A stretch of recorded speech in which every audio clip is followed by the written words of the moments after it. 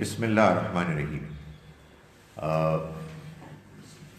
کافی عرصے بعد ہم آج یہاں کلاس کر رہے ہیں، لیکن اس پر اللہ کا شکر ہے کہ ہمارا اگرچہ کہ کنسنسس نہیں ہوا، لیکن میجورٹی نے اتفاق کر لیا کہ ہم نے سورہ بقرہ کی آیت نمبر 62 سے 62 سے پڑھنا شروع کرنا ہے۔ سورہ بقرہ کے بارے میں یہ تو ہم سب جانتے ہیں کہ یہ قرآن مجید کی طویل ترین سورہ ہے۔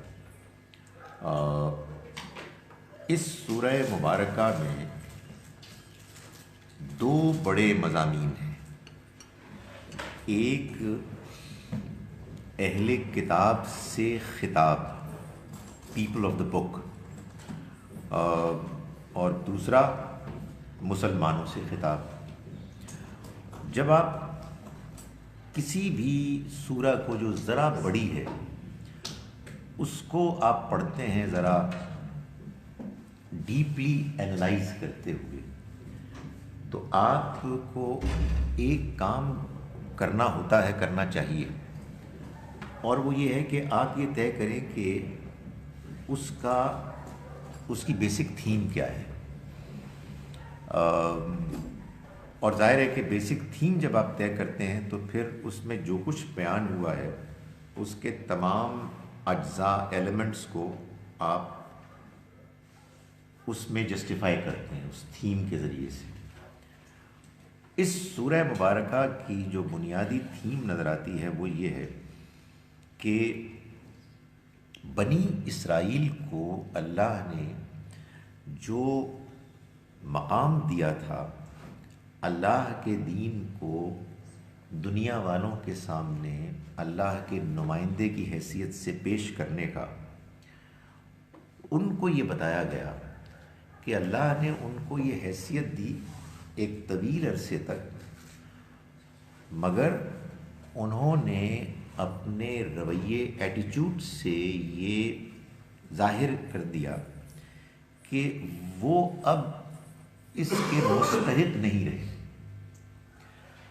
چنانچہ ان کو ان کے اس منصب سے، مقام سے معزول کیا گیا، اور اس مقام پر بنی اسماعیل کو، جو ابراہیم علیہ السلام کی اولاد ہی کی دوسری شاخ تھی، ویسے تو کہنا چاہیے پہلی شاخ تھی، اس لیے کہ اسماعیل علیہ السلام زیادہ بڑے تھے، بڑے بھائی ہیں، اور اسحاق علیہ السلام چھوٹے بھائی ہیں۔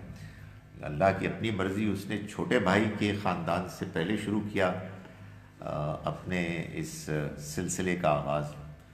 تو ان کی تاریخ کو اللہ نے اس طرح سے بیان کیا ہے کہ ان کو ایڈریس کر کے انہیں یہ بتایا ہے کہ انہیں اللہ کی طرف سے بے پناہ موقع ملے، ان کو اللہ نے بہت سپورٹ کیا، اور ان کی تاریخ میں بہت سے ایسے ادوار آئے کہ جس میں انہوں نے اپنے رویے سے یہ ثابت کیا کہ وہ اللہ کی توقعات پر پورا نہیں اترے۔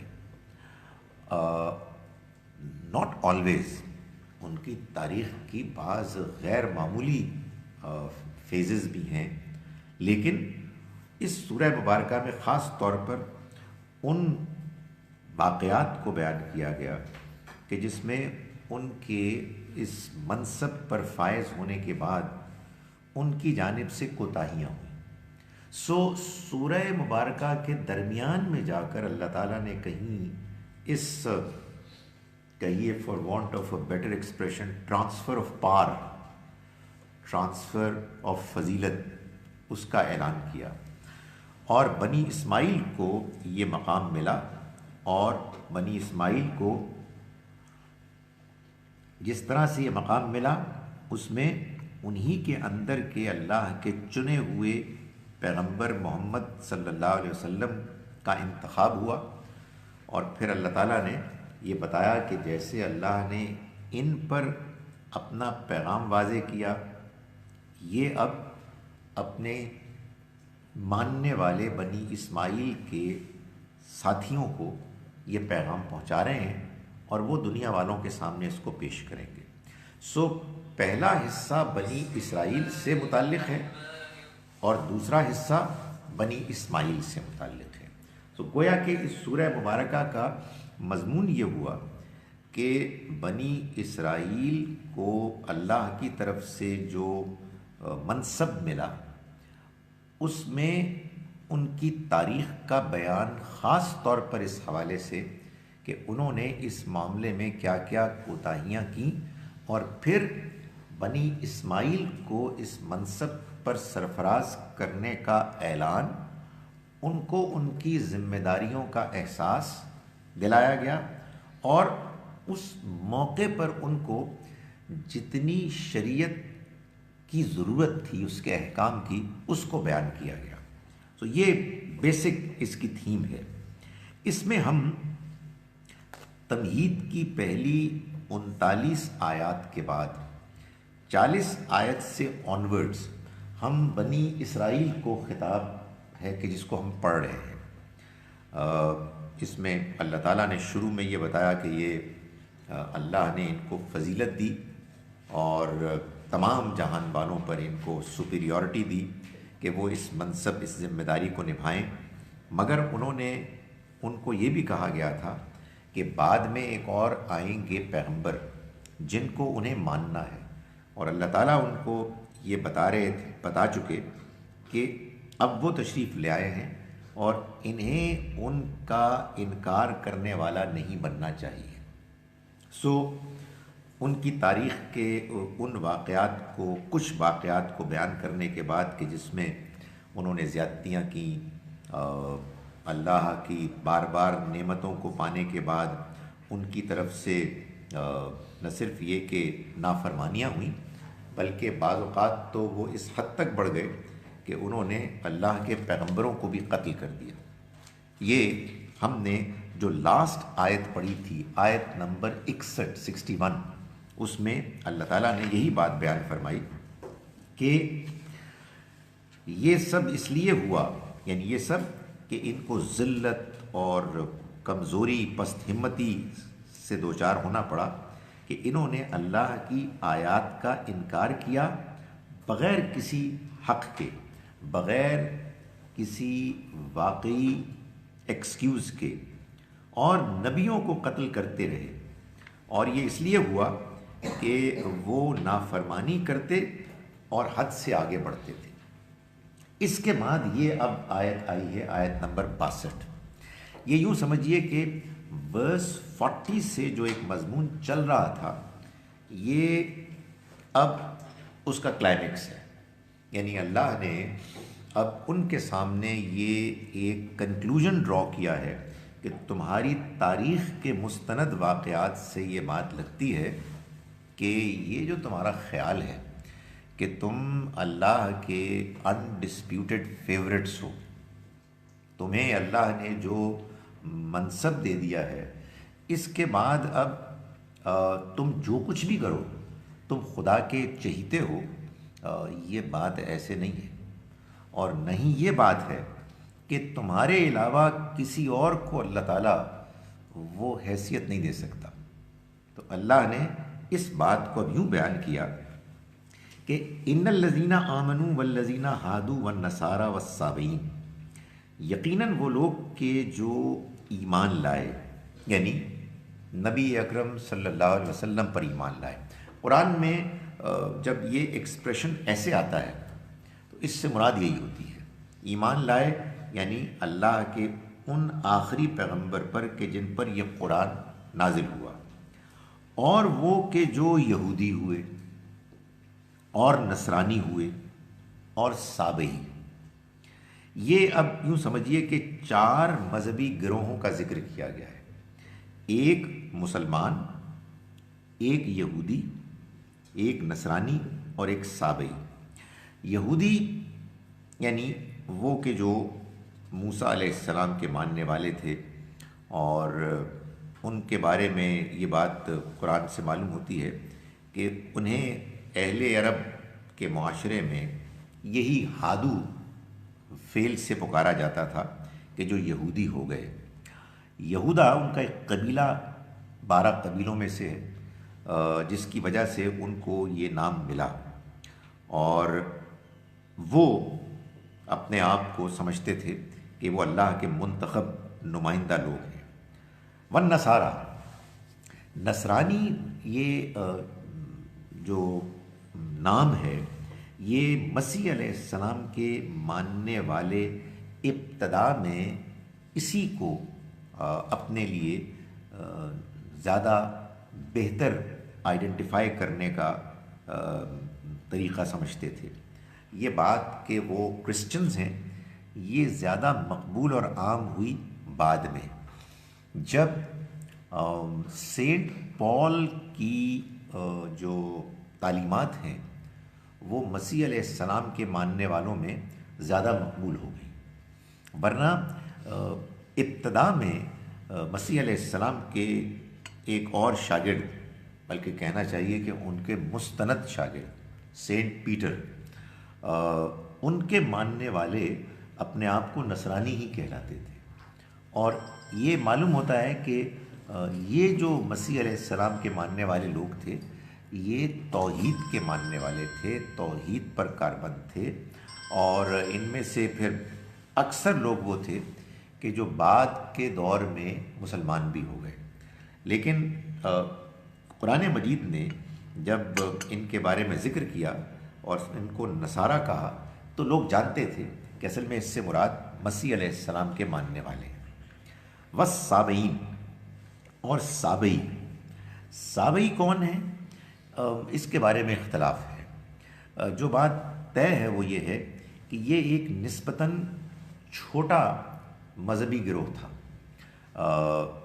یہ بھی یہود و نصارہ ہی کی طرح معلوم ہوتا ہے کہ اس ٹریڈیشن کا حصہ تھا کہ جو ابراہیم علیہ السلام کے خاندان کی ٹریڈیشن ہے۔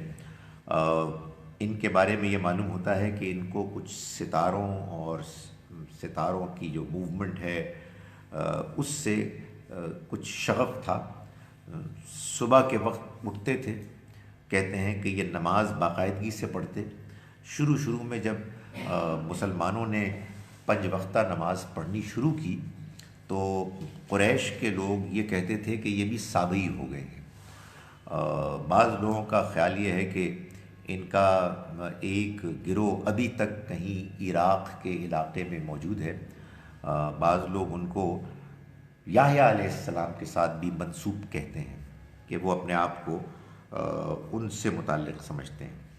لیکن جہاں جس طرح سے سابعی کا ذکر آیا ہے اس سے معلوم یہ ہوتا ہے کہ اللہ تعالیٰ یہ فرما رہے ہیں کہ دیکھو بات یہ ہے کہ چاہے یہ اہل ایمان ہوں کہ جو نبی صلی اللہ علیہ وسلم کو مانتے ہیں، چاہے اس سے پہلے یہودی ہوں یا نصرانی ہوں یا سابعی ہوں، من آمن باللہ والیوم الآخر، ان میں سے جو بھی اللہ کو اور آخرت کے دن کو مانتا ہے، اللہ پر ایمان لاتا ہے اور آخرت کے دن پر، وعمل صالحا، اور نیک عمل کرتا ہے، فلہم اجرہم عند ربہم، تو ان کے لیے ان کا اجر ہوگا ان کے رب کے ہاں۔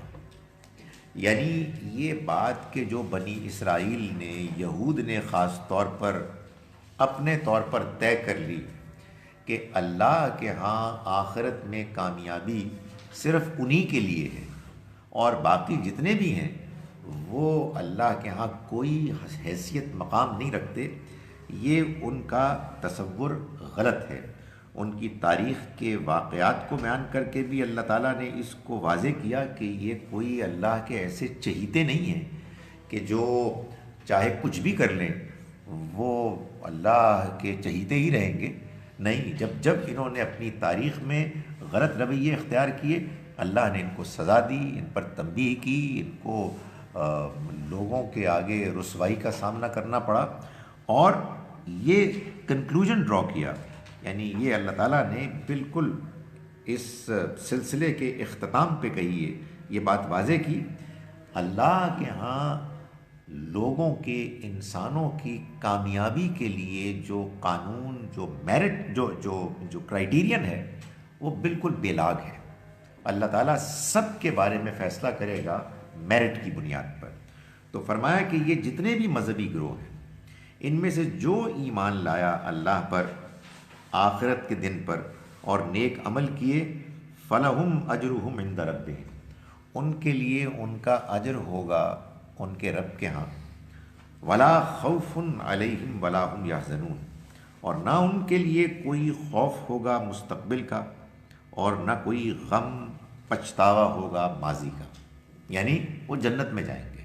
قرآن مجید نے جہاں کہیں بھی یہ الفاظ بیان کیے ہیں کہ لا خوف علیہم ولا ہم یحزنون، یہ اصل میں جنت کی ڈسکرپشن ہے کہ جو لوگ جنت میں جائیں گے ان کو اللہ تعالیٰ اسی کیفیت سے دوچار کرے گا کہ وہاں ان کے لیے نہ کوئی مستقبل کا اندیشہ ہوگا اور نہ کوئی ماضی کا غم پچھتاوا ہوگا۔ دنیا میں اس کے برعکس یہی دو مسائل ہیں جن سے انسان دوچار ہوتا ہے، یا انسان کو مستقبل کا اندیشہ ہوتا ہے یا ماضی کا غم پچھتاوا ہوتا ہے۔ تو اللہ تعالیٰ نے جو خوشخبری سنائی ہے اہل ایمان کو، اس دنیا میں صحیح رویہ اختیار کرنے والوں کو، وہ یہ ہے کہ انہیں آخرت میں جو مقام ملے گا رہنے کے لیے، وہاں کوئی اندیشہ ہی نہیں ہوگا، نہ کوئی موت آئے گی، نہ کوئی پریشانی ہوگی، اور نہ کوئی ماضی کا غم ہوگا کہ جس میں آدمی سوچے کہ کچھ لوگ تھے ان سے ہم جدا ہو گئے، یا کچھ کام ایسے ہم نے کیے کہ جو ابھی بھی ہمیں افسوس ہے اس کا۔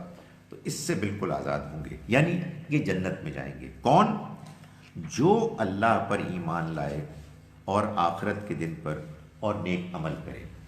اس میں قرآن سے ایک بات یہ بھی معلوم ہوتی ہے، سورہ بقرہ اسی کی آیت نمبر 28 میں، کہ اللہ پر ایمان کا لازمی نتیجہ ہے آخرت پر ایمان۔ یعنی وہاں جو بات بیان کی وہ ایسے کی کہ تم اللہ کا انکار کیسے کر سکتے ہو، جب کہ تم مردہ تھے اس نے تمہیں زندہ کیا، پھر وہ تمہیں موت دے گا، پھر زندگی دے گا۔ یعنی بات یہاں سے شروع ہوئی کہ تم اللہ کا انکار کیسے کر سکتے ہو، اور جواب میں جو بات کہی وہ ساری آخرت پر ایمان سے متعلق ہے۔ تو اس سے یہ معلوم ہوا کہ اللہ کو ماننے کا لازمی نتیجہ یہ ہے کہ انسان آخرت کو مانے، اس لیے کہ اگر آپ آخرت کو نہیں مانتے تو پھر آپ جس اللہ کو مانتے ہیں وہ نہ انصاف کرنے والا ہے، نہ وہ رحم کرنے والا ہے، نہ اس کو لوگوں کا پتہ ہے کہ وہ کیا کر رہے ہیں۔ تو قرآن مجید اس بات پر بالکل واضح ہے کہ اللہ کو ماننے کا لازمی نتیجہ آخرت کو ماننا بھی ہے۔ چنانچہ یہاں اس آخرت کے ایمان کو بھی نمایاں کر دیا کہ جو اللہ پر ایمان لائے گا اور جس نے آخرت کو مانا اور نیک عمل کیے وہ جنتی ہے، قطع نظر اس سے کہ وہ کس کس مذہبی گروہ سے تعلق رکھتا ہے۔ سو گویا کہ اس آیہ مبارکہ میں، اور بالکل آئیڈینٹیکل آیت ہے سورہ مائدہ میں، 5th سورہ ہے، آیت 67 ہے، ہوپ فلی، اگر وہ نہیں تو پھر 69 ہوگی، مگر 67 ہونی چاہیے۔ وہاں بھی یہی بات بیان کی گئی کہ چاہے یہودی ہوں، چاہے نصرانی ہوں، چاہے مسلمان ہوں، چاہے سابئی ہوں، جو اللہ کو مانے گا، جو آخرت کو مانے گا، جو نیک عمل کرے گا وہ جنت میں جائے گا۔ ظاہر ہے اس کے بارے میں پھر ایک سوال لازماً پیدا ہوتا ہے، آپ لوگ بھی مجھے حیرت سے دیکھ رہے ہیں تو اس سوال کے ساتھ ہی دیکھ رہے ہیں کہ پھر اس کا مطلب یہ ہوا کہ مسلمان ہونا ضروری نہیں ہے، تو پھر اس کا مطلب یہ ہوا کہ نبی صلی اللہ علیہ وسلم کو مانے بغیر بھی آدمی جنت میں جا سکتا ہے۔ دیکھیے گزارش یہ ہے کہ انسان اگر اللہ کو مانتا ہے اور اس کے سامنے کسی پیغمبر کی دعوت پہنچ جاتی ہے، یعنی اللہ کے نمائندے کی، یعنی اللہ کی دعوت، تو وہ اس کا انکار کیسے کر سکتا ہے؟ یعنی اللہ کے پیغام کو اگر کوئی شخص سمجھ لے کہ یہ اللہ کی طرف سے ہے اور وہ اللہ کو مانتا ہے، تو پھر اس کا یہ لازمی نتیجہ نکلے گا کہ وہ اس پیغام کو مانے گا۔ یہ بات کہ کسی کے پاس اللہ کے پیغام کی دعوت ٹھیک طرح سے پہنچ گئی ہے یا نہیں، اس کا فیصلہ میں اور آپ نہیں کریں گے، اس کا فیصلہ اللہ کرے گا، اور وہ یہ دیکھے گا کہ کوئی شخص مثال کے طور پر نبی اکرم صلی اللہ علیہ وسلم کے جو اللہ کے آخری پیغمبر ہیں ان کے آ جانے کے باوجود ان کو نہیں مان رہا ہے، تو اس کی وجہ کیا ہے؟ کیا وجہ یہ ہے کہ اس کو دعوت پہنچ گئی مگر اس نے ضد، ہٹ دھرمی، تعصب، تکبر کی وجہ سے انکار کیا، یا وجہ یہ ہے کہ اس کے پاس جو بات پہنچی وہ اتنی انکنونسنگ تھی، اتنے بھونڈے طریقے سے پہنچی، پہنچانے والوں کا کردار اور پہنچانے والوں کا بیان اور ان کی آرگومنٹس اتنی کمزور تھیں کہ وہ یہ سمجھ نہیں پایا کہ یہ حق ہو سکتا ہے۔ اب یہ فیصلہ تو اللہ ہی کر سکتا ہے، تو اس لیے اللہ تعالیٰ نے اس آیہ مبارکہ میں جو 3 شرائط بیان کی ہیں، حقیقت واقعہ یہ ہے کہ وہ 3 ہی ہیں، یعنی اللہ پر حقیقی ایمان، آخرت پر ایمان، اور نیک اعمال، کردار اچھا ہونا چاہیے۔ باقی کسی کا کیا گروہ ہے مذہبی، کیا اس کی بیک گراؤنڈ ہے، یہ وہ چیز ہے کہ جس کا فیصلہ اللہ تعالیٰ کرے گا کہ کیا اس نے کسی حق کا انکار کیا یا نہیں کیا۔ حق کا انکار اگر کسی مسلمان نے کیا تو وہ بھی پکڑا جائے گا، اور حق کا انکار اگر کسی یہودی نے کیا وہ بھی پکڑا جائے گا، لیکن کس نے کیا اور کس نے نہیں کیا اس کا فیصلہ اللہ کرے گا۔ میں یہ بات بڑی لمبی بات ہے اور مجھے امید نہیں بلکہ خدشہ ہے کہ آپ اس کے بارے میں سوال جواب میں سوال کریں گے۔ میں صرف ایک آخری بات اس سلسلے میں کر رہا ہوں، اور وہ یہ ہے کہ اگلی جو سورہ ہے، سورہ آل عمران، اس میں اللہ تعالیٰ نے آیت نمبر 113 سے لے کر 115 تک بعض اہل کتاب کی بڑی تعریف کی ہے، اتنی تعریف کی ہے کہ بندہ سوچتا ہے کاش ہماری اتنی تعریف ہو جاتی۔ اہل کتاب جو اس وقت تک جب تک کہ وہ آیات نازل ہوئی مسلمان نہیں ہوئے، اس لیے کہ اگر وہ مسلمان ہو جاتے تو پھر ان کو الگ سے اہل کتاب کے طور پر بیان کرنے کی ضرورت نہیں تھی۔ اللہ کو مانتے ہیں، آخرت کو مانتے ہیں، سجدے کرتے ہیں، نیکی کا حکم دیتے ہیں، برائی سے روکتے ہیں، یہ جو بھی نیکی کریں گے یہ ضائع نہیں ہوگی۔ ٹھیک ہے، میں اس بات کو مانتا ہوں کہ یہ وہ لوگ تھے کہ جن کی اللہ نے تعریف کی اور جو بعد میں مسلمان ہو گئے۔ کیسے نہ ہوتے مسلمان جب وہ اچھے لوگ تھے اور نبی صلی اللہ علیہ وسلم کا پیغام ان تک پہنچا، تو ظاہر ہے کہ ایک اچھے انسان کے لیے اللہ کے پیغمبر کا پیغام اگر صحیح طرح سے پہنچ جائے اور حضور کی زندگی میں تو بہترین طریقے سے پہنچا، تو پھر ان کا ایمان لانا تو گیون تھا۔ مگر جو میں نقطہ اٹھانا چاہتا ہوں اس میں وہ یہ ہے کہ یہ جن لوگوں کی اللہ تعالیٰ نے تعریف کی ہے یہ کون تھے؟ یہود اور نصارہ، اہل کتاب، بہت اچھے اہل کتاب۔ سوال یہ پیدا ہوتا ہے کہ اللہ تعالیٰ نے ان کی تعریف کیوں کی؟ وجہ یہ ہے کہ یہودی تو وہ ہوتے ہیں کہ جو نہ صرف یہ کہ نبی صلی اللہ علیہ وسلم کو نہیں مانتے بلکہ مسیح علیہ السلام کو بھی نہیں مانتے، تو وہ 600 سال سے مسیح علیہ السلام کا انکار کرنے والے لوگوں کے گروہ میں سے بعض لوگوں کی تعریف کیوں کر رہا ہے، اور یہ کیوں کہہ رہا ہے کہ یہ جو نیکی بھی کریں گے وہ ضائع نہیں ہوگی؟ وجہ کیا ہے؟ وجہ بڑی سادہ ہے جی۔ وجہ یہ ہے کہ انسان ایک مذہبی گروہ میں پیدا ہو جاتا ہے، اسے زیادہ کوئی بحث پتہ بھی نہیں ہوتی کہ کیا چیز مانی جا رہی ہے کیا نہیں مانی جا رہی، وہ اپنی نماز پڑھتا ہے، سچا انسان ہوتا ہے، لوگوں کے ساتھ اچھا پیش آتا ہے، تو اللہ تعالیٰ کا یہ جنتی آدمی، یہ اچھے لوگ ہیں۔ بھائی انکار کرنے کے لیے آپ کو پوری بات معلوم ہونی چاہیے، اس بات کے پہنچ جانے کے بعد آپ کو ضد کرنی ہے، آپ کو ہٹ دھرمی کرنی ہے، آپ کو نظر انداز کرنا ہے، تو ایک سادہ اچھا انسان ہر گروہ میں، ہم میں سے بعض لوگ سنی پیدا ہوتے ہیں، بعض لوگ شیعہ پیدا ہوتے ہیں، کیا پتہ ہوتا ہے ہمیں کہ کیا بحث ہے کیا نہیں، اپنی نیکی کا کام کر رہے ہوتے ہیں، اچھے لوگ ہوتے ہیں، نماز پڑھ رہے ہوتے ہیں، کبھی کبھی سن لیتے ہیں جی کہ یہ کہتے ہیں وہ فلاں کہتے ہیں۔ تو اس لیے اللہ تعالیٰ لوگوں کو ان کے اپنے حالات، ان کے اپنے ماحول کے لحاظ سے دیکھتا ہے کہ کون کتنا جانتا ہے، اس کے لحاظ سے ان کے بارے میں فیصلہ کرے گا۔ تو اللہ تعالیٰ نے اس آیہ مبارکہ میں کہ جو پچھلے ایک طویل بیان کے بعد کلائمیکس کے طور پر خاص طور پر یہودیوں کو یہ بتائی کہ دیکھو اللہ کے ہاں کسی مذہبی گروہ کو بلونگ کرنے کے نتیجے میں نہ کامیابی ملے گی نہ ناکامی ملے گی. یہ ناکامی اور کامیابی آخرت میں تو ہوگی میرٹ کی بنیاد پر، اور وہ میرٹ ہوگا بیسڈ 3 کرائٹیریا پر: اللہ پر ایمان، آخرت پر ایمان اور نیک اعمال. رہے پیغمبروں پر ایمان تو وہ اس کی نیچرل کرالری ہے، لیکن یہ ڈپینڈ کرے گا کہ کس کے پاس وہ پیغام کتنا پہنچا، کس انداز میں پہنچا، اسے کتنی بات سمجھ میں آئی، اور اس کا کیا اس کے بارے میں رد عمل ریئیکشن ہوا. وَإِذْ أَخَذْنَا مِيثَاقَكُمْ، اور یاد کرو کہ جب ہم نے لیا تم سے تمہارا عہد، وَرَفَعْنَا فَوْقَكُمُ الطُّورَ، اور اس نے بلند کیا، اور ہم نے بلند کیا تمہارے اوپر کوہ طور کو.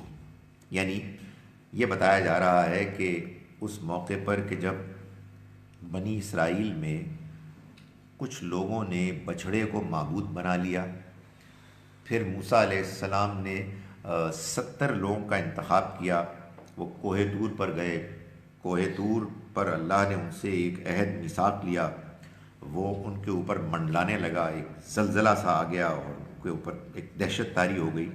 تو ہم نے اس موقع پر تم سے عہد لیا، اور اس عہد کو لینے کے ساتھ ہم نے یہ کہا: خذوا ما آتیناکم بقوۃ، پکڑو جو کچھ ہم نے تم کو دیا مضبوطی کے ساتھ. یعنی اس عہد کو سمجھو اور اس کو اختیار کرو، اس کے بارے میں سنجیدگی کا رویہ تمہارے اندر ہونا چاہیے. وَاذْكُرُوا مَا فِيهِ لَعَلَّكُمْ تَتَّقُونَ، اور یاد رکھو جو کچھ اس میں ہے تاکہ تم بچ سکو. یعنی اس میں جو کچھ بھی بیان کیا گیا ہے، جو تمہارے زندگی کے بارے میں ہدایات دی گئی ہیں، تم اس کو اختیار کرو اور ایک دوسرے کو یاد کراتے رہو، اس میں کہیں کوتاہی نہ ہو. ثم تولیتم من بعد ذلک، پھر تم نے منہ موڑ دیا اس کے بعد. یعنی تم نے عہد کیا اور عہد کرنے کے بعد اس عہد کو تم نے نظر انداز کر دیا. فرمایا کہ فلولا فضل اللہ علیکم ورحمتہ، پھر اگر اللہ کا فضل نہ ہوتا تم پر اور اس کی رحمت نہ ہوتی، لکنتم من الخاسرین، تو تم نقصان اٹھانے والوں میں سے ہو جاتے. یعنی مطلب یہ ہے کہ تم نے اللہ سے عہد کیا، اس عہد کو توڑا، اللہ نے پھر بھی تم پر مہربانی کی اور تمہارے لیے اس کو ممکن بنایا کہ تم اپنی اصلاح کرو اور اللہ کے دیے ہوئے اس منصب اور شرف پر اس کے باوجود قائم رہو.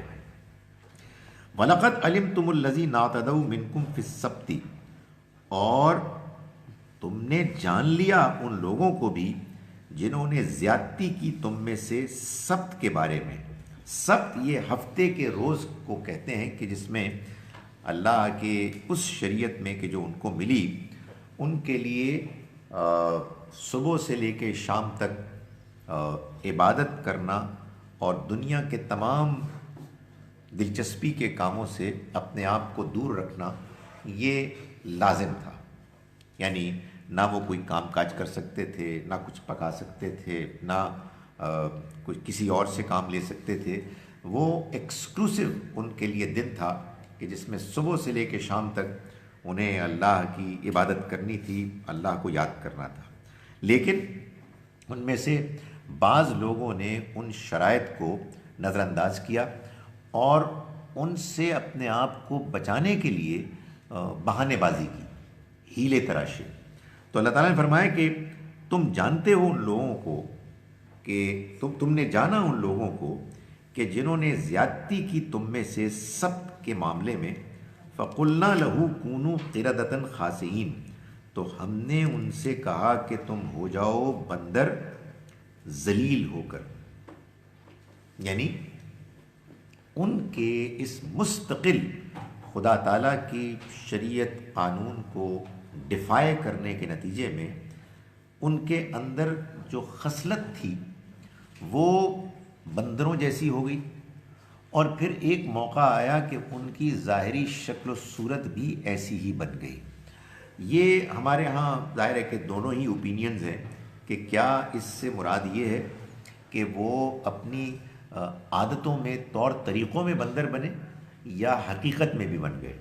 لیکن اگلی آیت سے معلوم ہوتا ہے کہ وہ حقیقت میں بھی اپنی ظاہری شکل و صورت میں بھی بندر بن گئے. یہ اللہ کا ایک عذاب تھا کہ جو ان کے اوپر نازل ہوا.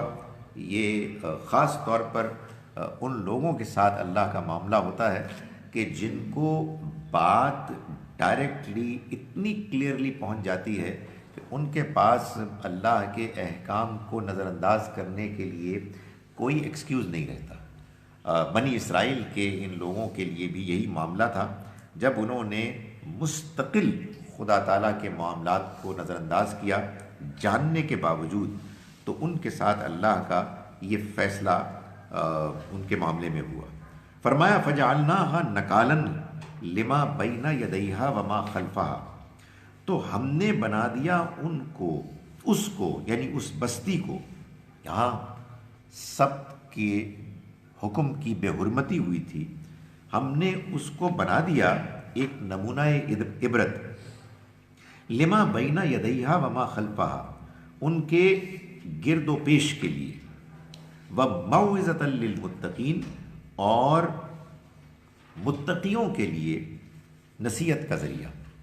یعنی یہ فرمایا کہ یہ جو ان کو اللہ نے ایک خاص ذلت اور رسوائی کی صورت سے دوچار کیا، یہ در حقیقت ایک عبرت کا نمونہ تھا اس بستی کے گرد و پیش میں رہنے والوں کے لیے کہ وہ اس بات کو دیکھ کر اللہ سے ڈریں اور اپنی اصلاح کریں. یہ اللہ تعالیٰ پھر وہی بات بار بار بیان کر رہے ہیں کہ دیکھو، تم جو یہ سمجھ رہے ہو کہ تم اللہ کے چہیتے ہو، یہ ایسے نہیں ہے. اللہ نے تمہیں چنا اور تم پر کچھ ذمہ داریاں عائد کی، لیکن جب جب تم نے زیادتی کی، اللہ کی طرف سے تمہاری پکڑ ہوئی اور اللہ نے تمہیں یا تم میں سے ان لوگوں کو کہ جنہوں نے زیادتی کی سزا سے دوچار کیا. اسی طرح سے ایک اور واقعہ بیان کیا کہ وَإِذْ قَالَ مُوسَىٰ لِقَوْمِهِ، اور یاد کرو کہ جب موسیٰ نے کہا اپنی قوم کے لوگوں سے، إِنَّ اللَّهَ يَأْمُرُكُمْ أَن تَذْبَحُوا بَقَرَةً، اللہ تمہیں حکم دیتا ہے کہ تم ایک گائے ذبح کرو. معلوم یہ ہوتا ہے کہ ان کے ہاں شریعت میں یہ حکم تھا کہ اگر کوئی شخص قتل ہو جائے اور قاتل کا سراغ نہ مل رہا ہو اور وہ کسی بستی کے قریب اس کی لاش ملے، تو جو قریب ترین بستی والے ہیں وہ گائے ذبح کر کے اور اس کے خون کو چھڑک کے قسم کھائیں کہ ہم اس میں شریک نہیں تھے اور ہمیں اس کے قاتل کا کوئی علم نہیں. ایسا کوئی واقعہ ہوا اور اللہ نے ان لوگوں کو موسیٰ علیہ السلام کے ذریعے سے یہ پیغام پہنچایا کہ وہ ایک گائے ذبح کریں. ظاہر ہے کہ اگر ان کی نیت صاف ہوتی تو گائے ذبح کر دیتے، مگر معلوم یہ ہوتا ہے کہ ان کے دل میں چور تھا، کوئی ان میں سے قاتل تھا، وہ اس قاتل کو چھپانا چاہتے تھے. اس کے بارے میں لوگوں کو یعنی قانون کو اس تک پہنچنے سے وہ چاہ رہے تھے کہ کسی طرح سے روک دیا جائے. تو انہوں نے کہا کہ اتتخذنا ہزوا، کیا آپ ہم سے مذاق کر رہے ہیں؟ یعنی یہ جو آپ کہہ رہے ہیں کہ ہم گائے ذبح کریں، وجہ کیا ہے؟ کیا آپ نے ہم سے مذاق کیا؟ تو فرمایا کہ قال اعوذ باللہ ان اکون من الجاہلین. موسیٰ علیہ السلام نے فرمایا کہ میں اللہ کی پناہ مانگتا ہوں کہ میں جاہل بن جاؤں. جاہل یعنی اس معاملے میں جاہل ایک تو ناواقف کو بھی کہتے ہیں علم کا الٹ، اور ایک حلم یعنی سنجیدگی، متانت، ڈیسنسی، اس کے الٹ کو بھی جاہل کہتے ہیں. تو فرمایا کہ میں اللہ کی پناہ مانگتا ہوں اس بات سے کہ میں اللہ کے معاملے میں کوئی غیر سنجیدہ بات کروں. میں تو تم کو اللہ کا حکم بتا رہا ہوں. قالوا ادع لنا ربک یبین لنا ما ہی، انہوں نے کہا کہ تم دعا کرو اپنے رب سے، پکارو اپنے رب کو کہ وہ ہمیں بتائے کہ گائے کیسی ہونی چاہیے، یعنی گائے کا ذکر تو آپ نے کر دیا لیکن یہ بات معلوم نہیں ہو سکی کہ وہ کیسی گائے ہو۔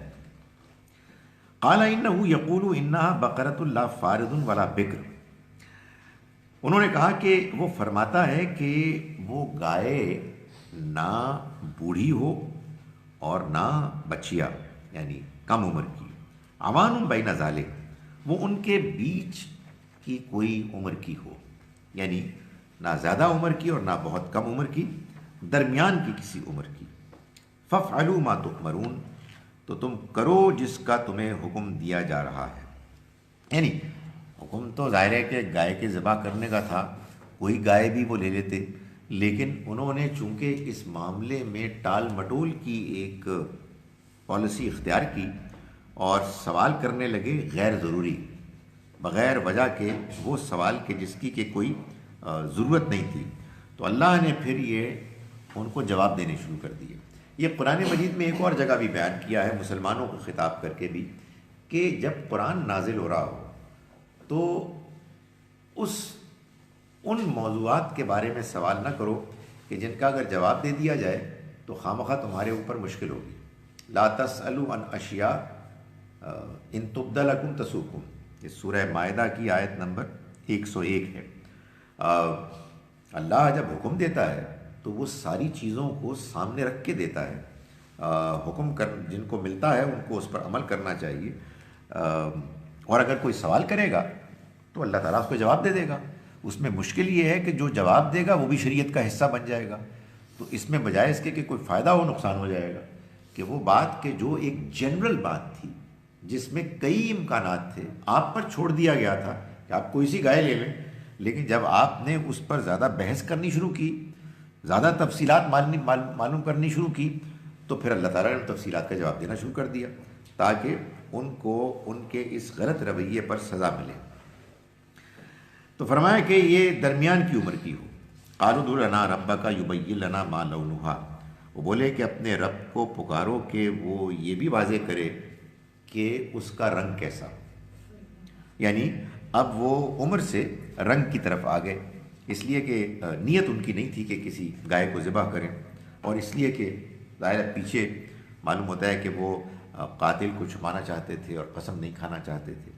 قال انه یقول انها بقرۃ صفراء، انہوں نے یعنی موسیٰ علیہ السلام نے فرمایا کہ وہ کہتا ہے، یعنی اللہ تعالیٰ فرماتا ہے کہ وہ ایک ایسی گائے ہو کہ جو صفراء ہو، سنہری رنگ کی ہو، فاقع لونھا، اس کا رنگ شوخ ہو، تسر الناظرین، دیکھنے والوں کو متاثر کرے، خوش کرے۔ قالوا ادع لنا ربک یبین لنا ما ہی، وہ بولے کہ اپنے رب کو سے دعا کرو، اس کو پکارو کہ وہ ہم پر واضح کرے کہ وہ کیسی ہوئی، ذرا مزید واضح کرے، اچھی طرح واضح کرے۔ ان البقرہ تشابہ علینا، یہ گائے کا معاملہ ہم کو اس نے شبے میں ڈال دیا ہے، ہم کچھ کنفیوزڈ ہو گئے ہیں، ہم واضح نہیں ہیں کہ یہ گائے کون سی ہے۔ قالا، فرمایا، وَإِنَّا إِنشَاءَ اللَّهُ لَمُهْتَدُونَ، اور ہم انشاءاللہ اگر اللہ نے چاہا تو صحیح بات پا لیں گے، مہتدون یعنی صحیح بات کا پتہ کر لیں گے۔ قال انه یقول انها بقرہ، انہوں نے فرمایا، یعنی موسیٰ علیہ السلام نے، کہ وہ فرماتا ہے کہ یہ ایک ایسی گائے ہے، لا ذلول تثیر الارض ولا تسقی الحرث، کہ جو محنت کرنے والی نہیں ہے، نہ وہ زمین میں ہل چلاتی جوتتی ہے اور نہ فصلوں کو پانی دیتی ہے، لا تسقی الحرث، مسلمۃ لا شیۃ فیہا، وہ ایک ہی رنگ کی ہو، اس میں کسی دوسرے رنگ کی ملاوٹ نہ ہو۔ قالوا الآن جئت بالحق، بولے کہ اب تم واضح بات لائے ہو۔ فذبحوها، تو انہوں نے اس کو ذبح کیا، وما کادوا یفعلون، اور وہ اس کو ذبح، اور وہ کرنے والے نہیں تھے، یعنی لگتا نہ تھا کہ وہ ایسا کریں گے، ان کی نیت نہیں تھی، لیکن بہرحال وہ پوچھتے پوچھتے جب ساری جو ان کے سوالات تھے ان کے جوابات مل گئے، تو اس کے بعد پھر ان کے پاس کوئی چارہ نہ رہا کہ وہ اس کو ذبح کریں۔ فرمایا کہ وَإِذْ قَتَلْتُمْ نَفْسًا فَادَّارَأْتُمْ فِيهَا، اور یاد کرو اس واقعے کو کہ جب تم نے ایک جان کو قتل کیا پھر تم اس کے بارے میں ایک دوسرے پر الزام تراشی کرنے لگے، ایک دوسرے کو الزام دینے لگے۔ وَاللَّهُ مُخْرِجٌ مَا كُنْتُمْ تَكْتُمُونَ، اور اللہ نے فیصلہ کر لیا تھا کہ وہ نکال کے رہے گا، ظاہر کر کے رہے گا اس کو جو تم چھپا رہے تھے۔ فَقُلْ نَضْرِبُوهُ بِبَعْضِهَا، تو ہم نے کہا کہ تم مارو اس کو اس کے بعض حصے سے، یعنی یہ بندہ جو قتل ہوا ہے، اس بندے کو، اس گائے کو جس کو تم نے ذبح کیا ہے، اس کے ایک حصہ اس کو مارو، اس کے ساتھ لگاؤ، خون چھڑکو یا اس کا ایک حصہ لگا دو اس کو۔ اس کے بعد کیا ہوا؟ اس کے بعد جو ہوا اس کو قرآن نے الفاظ میں بیان نہیں کیا، لیکن وہ واضح ہے، بات کی عبارت واضح کر رہی ہے کہ ہوا کیا۔ تو میں آپ کو پہلے وہ عبارت پڑھ کے سناتا ہوں۔ کذالک یحیی اللہ الموتیٰ، اسی طرح سے اللہ زندہ کرے گا مردوں کو، ویریکم آیاتہ، اور وہ دکھاتا ہے تم کو اپنی نشانیاں، لعلکم تعقلون، تاکہ تم سمجھو، تاکہ تم اپنی عقل کو استعمال کر کے حقیقت کو سمجھو۔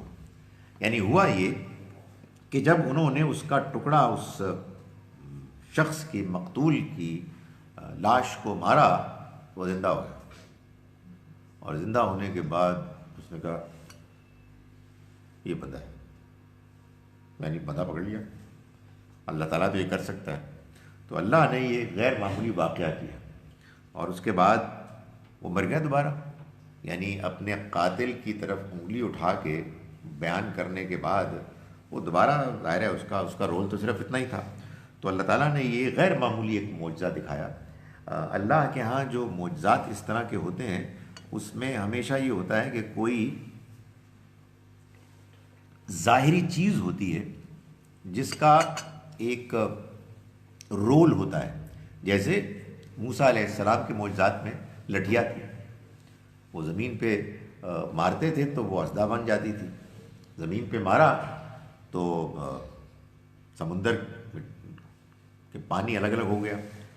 تو یہاں بھی معلوم ہوتا ہے کہ اسی طرح کا ایک واقعہ ہوا کہ اس نے انہوں نے اس کو مارا، جو مر گیا تھا اس کی لاش کو، وہ اٹھ کے کھڑا ہوا، اس نے قاتل کا سراغ دیا، اور اللہ تعالیٰ نے فرمایا کہ دیکھو اسی طرح سے اللہ زندہ کرے گا مردوں کو، اور وہ دکھاتا ہے تم کو اپنی نشانیاں، لعلکم تعقلون، تاکہ تم سمجھ سے کام لو۔ اس کے بعد فرمایا ثم قست قلوبکم من بعد ذالک، پھر اس کے بعد تمہارے دل سخت ہو گئے۔ اس کے بعد یعنی اس طرح اس واقعے کے بعد دل سخت ہو گئے سے مراد یہ ہے کہ انسان کے دل میں بات سمجھنے کے لیے دلچسپی نہیں رہی، انسان بے حس ہو گیا، انسان کو اللہ کی طرف سے پیغام آئے اور اس پیغام کے بارے میں وہ سنجیدہ نہ لے، یہ دل کی سختی ہے۔ کوئی بات کی جائے، وہ بات مؤثر ہو، لیکن وہ ٹس سے مس نہ ہو۔ قرآن مجید سے یہ معلوم ہوتا ہے کہ یہ انسان کی کیفیت بنتی ہے جب اس کو اللہ کی طرف سے غیر معمولی موقع ملتے ہیں اور وہ ان کو اگنور کر دیتا ہے۔ یعنی ایک وہ معاملہ ہے کہ آدمی کو بات ہی سمجھ میں نہیں آئی، یا بات جو پیش کی جا رہی ہے اس کے سامنے وہ اتنی انکنونسنگ ہے کہ اس کے لیے کوئی اس کو ماننے کی معقول وجہ نہیں ہے۔ لیکن اگر کسی کے سامنے حقیقت بہت نمایاں ہو کے سامنے آ جائے، جیسے کہ اللہ کے پیغمبروں کے دعوت پیش کرنے کے نتیجے میں ہوتا ہے، یا جیسا کہ کبھی کبھی اس طرح کے غیر معمولی واقعات ہو جاتے ہیں اس کے نتیجے میں ہوتا ہے، تو پھر یا تو بندہ مان لیتا ہے، اور پھر یا ہوتا ہے کہ دل سخت ہو جاتے ہیں۔ آدمی ماننے کی صلاحیت سے دھیرے دھیرے محروم ہو جاتا ہے۔ یہ آپ یوں سمجھیے کہ یہ قانون تو ایک جنرل قانون ہے۔ ایک آدمی اگر بات کو ماننے سے گریز کر رہا ہے تو آہستہ آہستہ اس کے اندر بات کو ماننے کی صلاحیت کمزور سے کمزور تر ہوتی چلی جاتی ہے۔ مگر اس کا تعلق اس بات سے ہے کہ اس تک بات کتنی وضاحت کے ساتھ، کتنی کلیئرلی کنونسنگ طریقے سے پہنچی۔ اگر بہت وضاحت کے ساتھ پہنچ گئی تو گریز کے نتیجے میں اس کے اندر کی حق قبول کرنے کی صلاحیت زیادہ تیزی سے ختم ہوگی، اور اگر بات کوئی بہت زیادہ واضح طور پر پہنچی نہیں تو پھر ظاہر ہے کہ اس میں دیر لگے گی۔ تو یہاں اس معجزے کے بیان کرنے کے بعد یہ فرمایا کہ اس کے بعد تمہارے دل سخت ہو گئے، فَهِيَ كَالْحِجَارَةِ أَوْ أَشَدُّ قَسْوَةً، اور وہ پتھروں جیسے ہو گئے اور یا ان سے بھی سخت، یعنی دل اتنے سخت ہو گئے کہ جیسے پتھر ہوتے ہیں بلکہ ان سے بھی زیادہ سخت۔ وَإِنَّ مِنَ الْحِجَارَةِ لَمَا يَتَفَجَّرُ مِنْهُ الْأَنْهَارُ، اور پتھروں میں سے تو ایسے بھی ہیں جن سے نہریں پھوٹتی ہیں، یعنی پتھروں کے بھی اندر شگاف پڑ جاتے ہیں، وہ بھی نرم پڑ جاتے ہیں۔ یہ تو خود انہوں نے دیکھا کہ اللہ نے پتھروں کی چٹانوں سے 12 چشمے برآمد کر دیے۔ وَإِنَّ مِنْهَا لَمَا يَشَّقَّقُ فَيَخْرُجُ مِنْهُ الْمَاءُ، اور ایسے بھی ہیں جو پھٹ جاتے ہیں اور ان سے پانی بہہ نکلتا ہے۔ وَإِنَّ مِنْهَا لَمَا يَهْبِطُ مِنْ خَشْيَةِ اللَّهِ، اور ان میں ایسے بھی ہیں کہ جو اللہ کے خوف سے گر پڑتے ہیں۔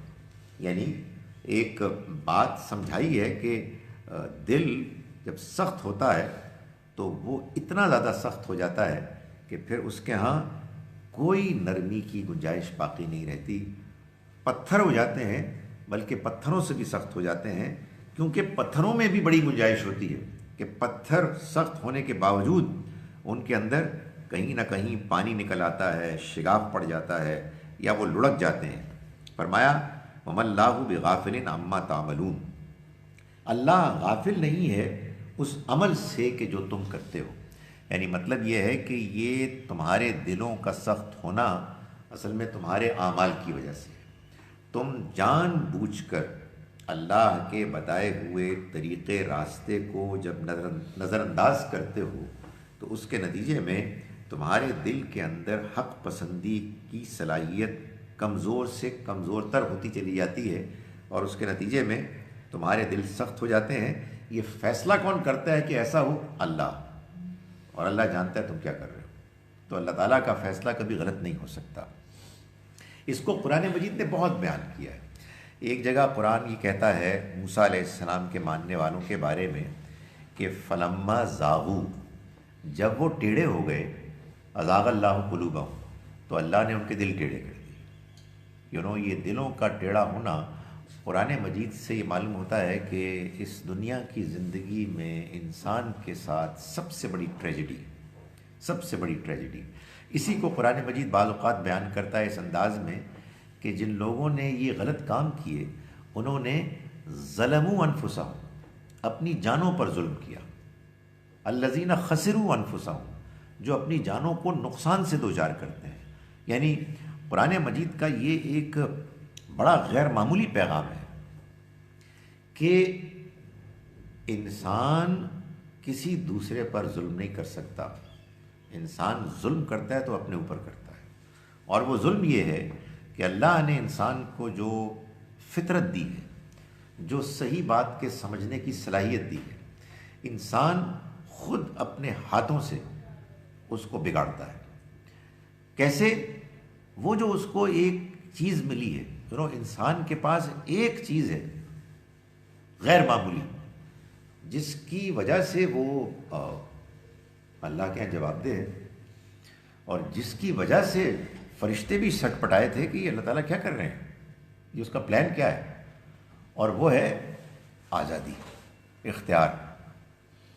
مجھ کو اور آپ کو اس دنیا میں کسی نہ کسی درجے میں زیادہ یا کم اختیار ملا ہے، تو ہم اپنے اختیار سے جب وہ کام کرتے ہیں کہ جو ہم جانتے ہیں کہ غلط ہے، اور پھر اس کو جسٹیفائی کرتے ہیں، اور پھر صحیح کو غلط قرار دیتے ہیں، اور اس پر اڑ جاتے ہیں، اور اپنے آپ کو بدلنے کے لیے تیار نہیں ہوتے، اور جھوٹی جھوٹی فضول قسم کی آرگومنٹس پیش کرتے ہیں، تو اس کے نتیجے میں ہو سکتا ہے ظاہر میں ہم بعض لوگوں کو متاثر کرنے میں کامیاب ہو جائیں، اندر ایک بہت بڑا بگاڑ پیدا ہو رہا ہوتا ہے، اور وہ ہے دلوں کے سخت ہونے کا۔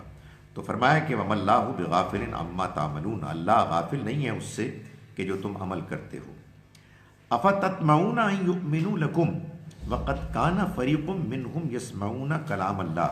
اب اللہ تعالیٰ ویسے تو سارا خطاب ہے بنی اسرائیل یہود سے، لیکن انہی کو خطاب کے دوران ذرا گریز کر کے اللہ تعالیٰ اہل ایمان کو خطاب کر رہا ہے کہ کیا تم لوگ یہ خواہش رکھتے ہو، اے مسلمانوں، افتطمعون، تم کیا یہ خواہش رکھتے ہو، ان یؤمنوا لکم، کہ یہ یہودی یہ جو تمہارے علاقے میں رہتے ہیں یہ تمہاری بات مان لیں۔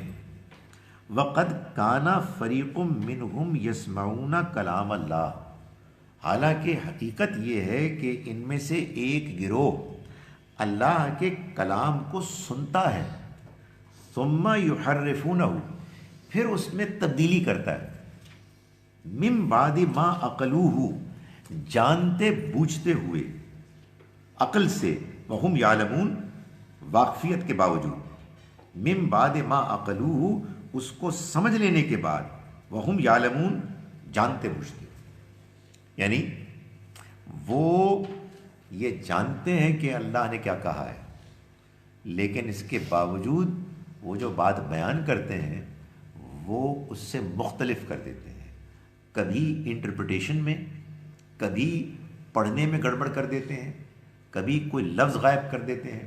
یہ بات آپ کو معلوم ہے نا کہ قرآن تورات میں بالخصوص بہت سی ایسی باتیں کہ جن کا تعلق ابراہیم علیہ السلام کے مکے کے ساتھ تعلق سے تھا، وہ انہوں نے بگاڑ دیا، یعنی مکہ جس کا پرانا نام بکہ تھا اس کو انہوں نے بقا کر دیا، اور وہ کہیں فلسطین میں لے گئے۔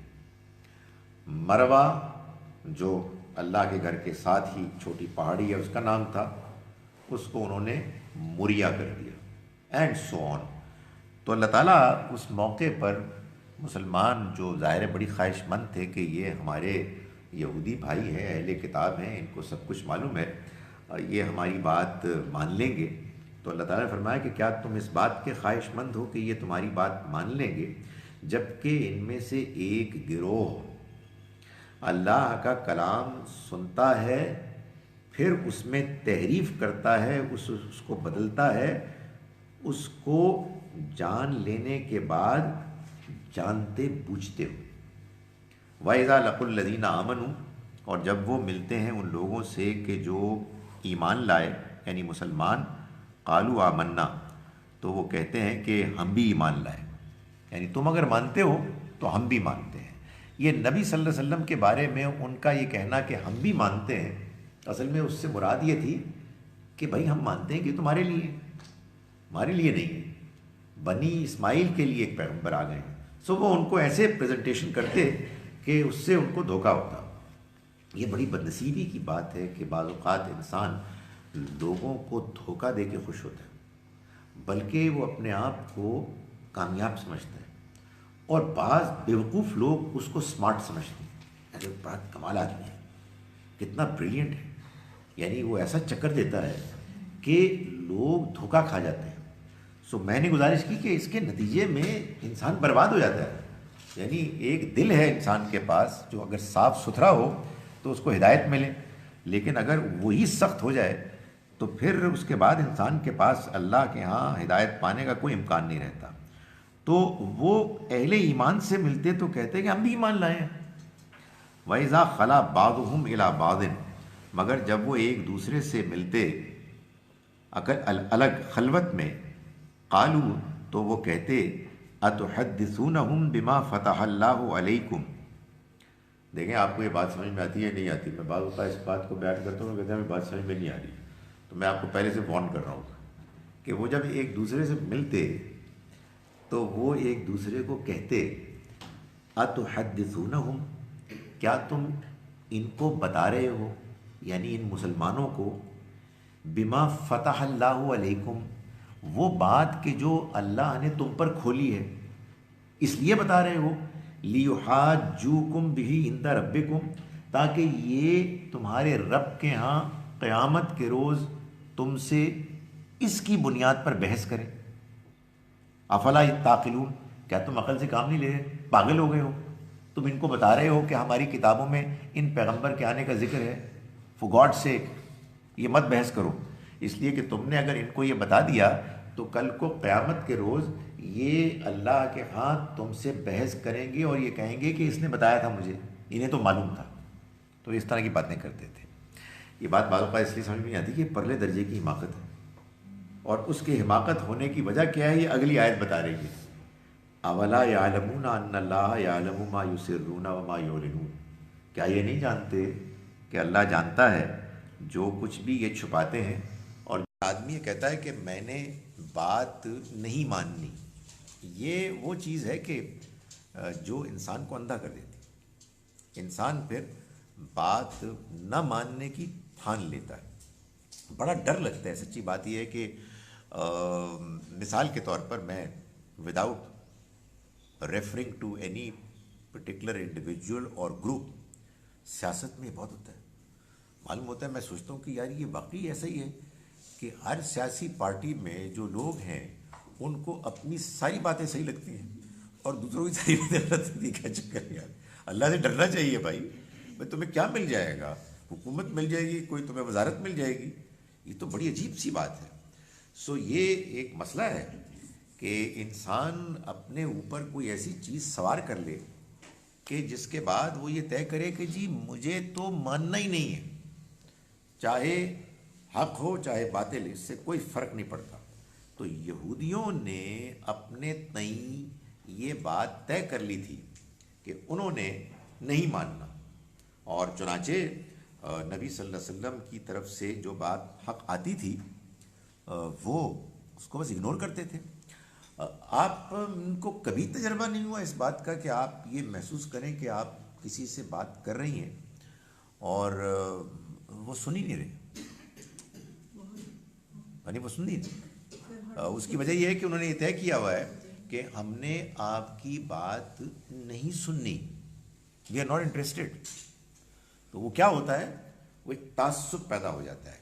اسی وجہ سے یہ بڑا ضروری ہے کہ ہم کوشش کریں اپنے اندر کہ ہم یہ طے کریں کہ جہاں جو بات ہم کو سنائی دے، ہمارے کانوں میں سے ٹکرائے، تو ہم اس کو دیانتداری سے سنیں۔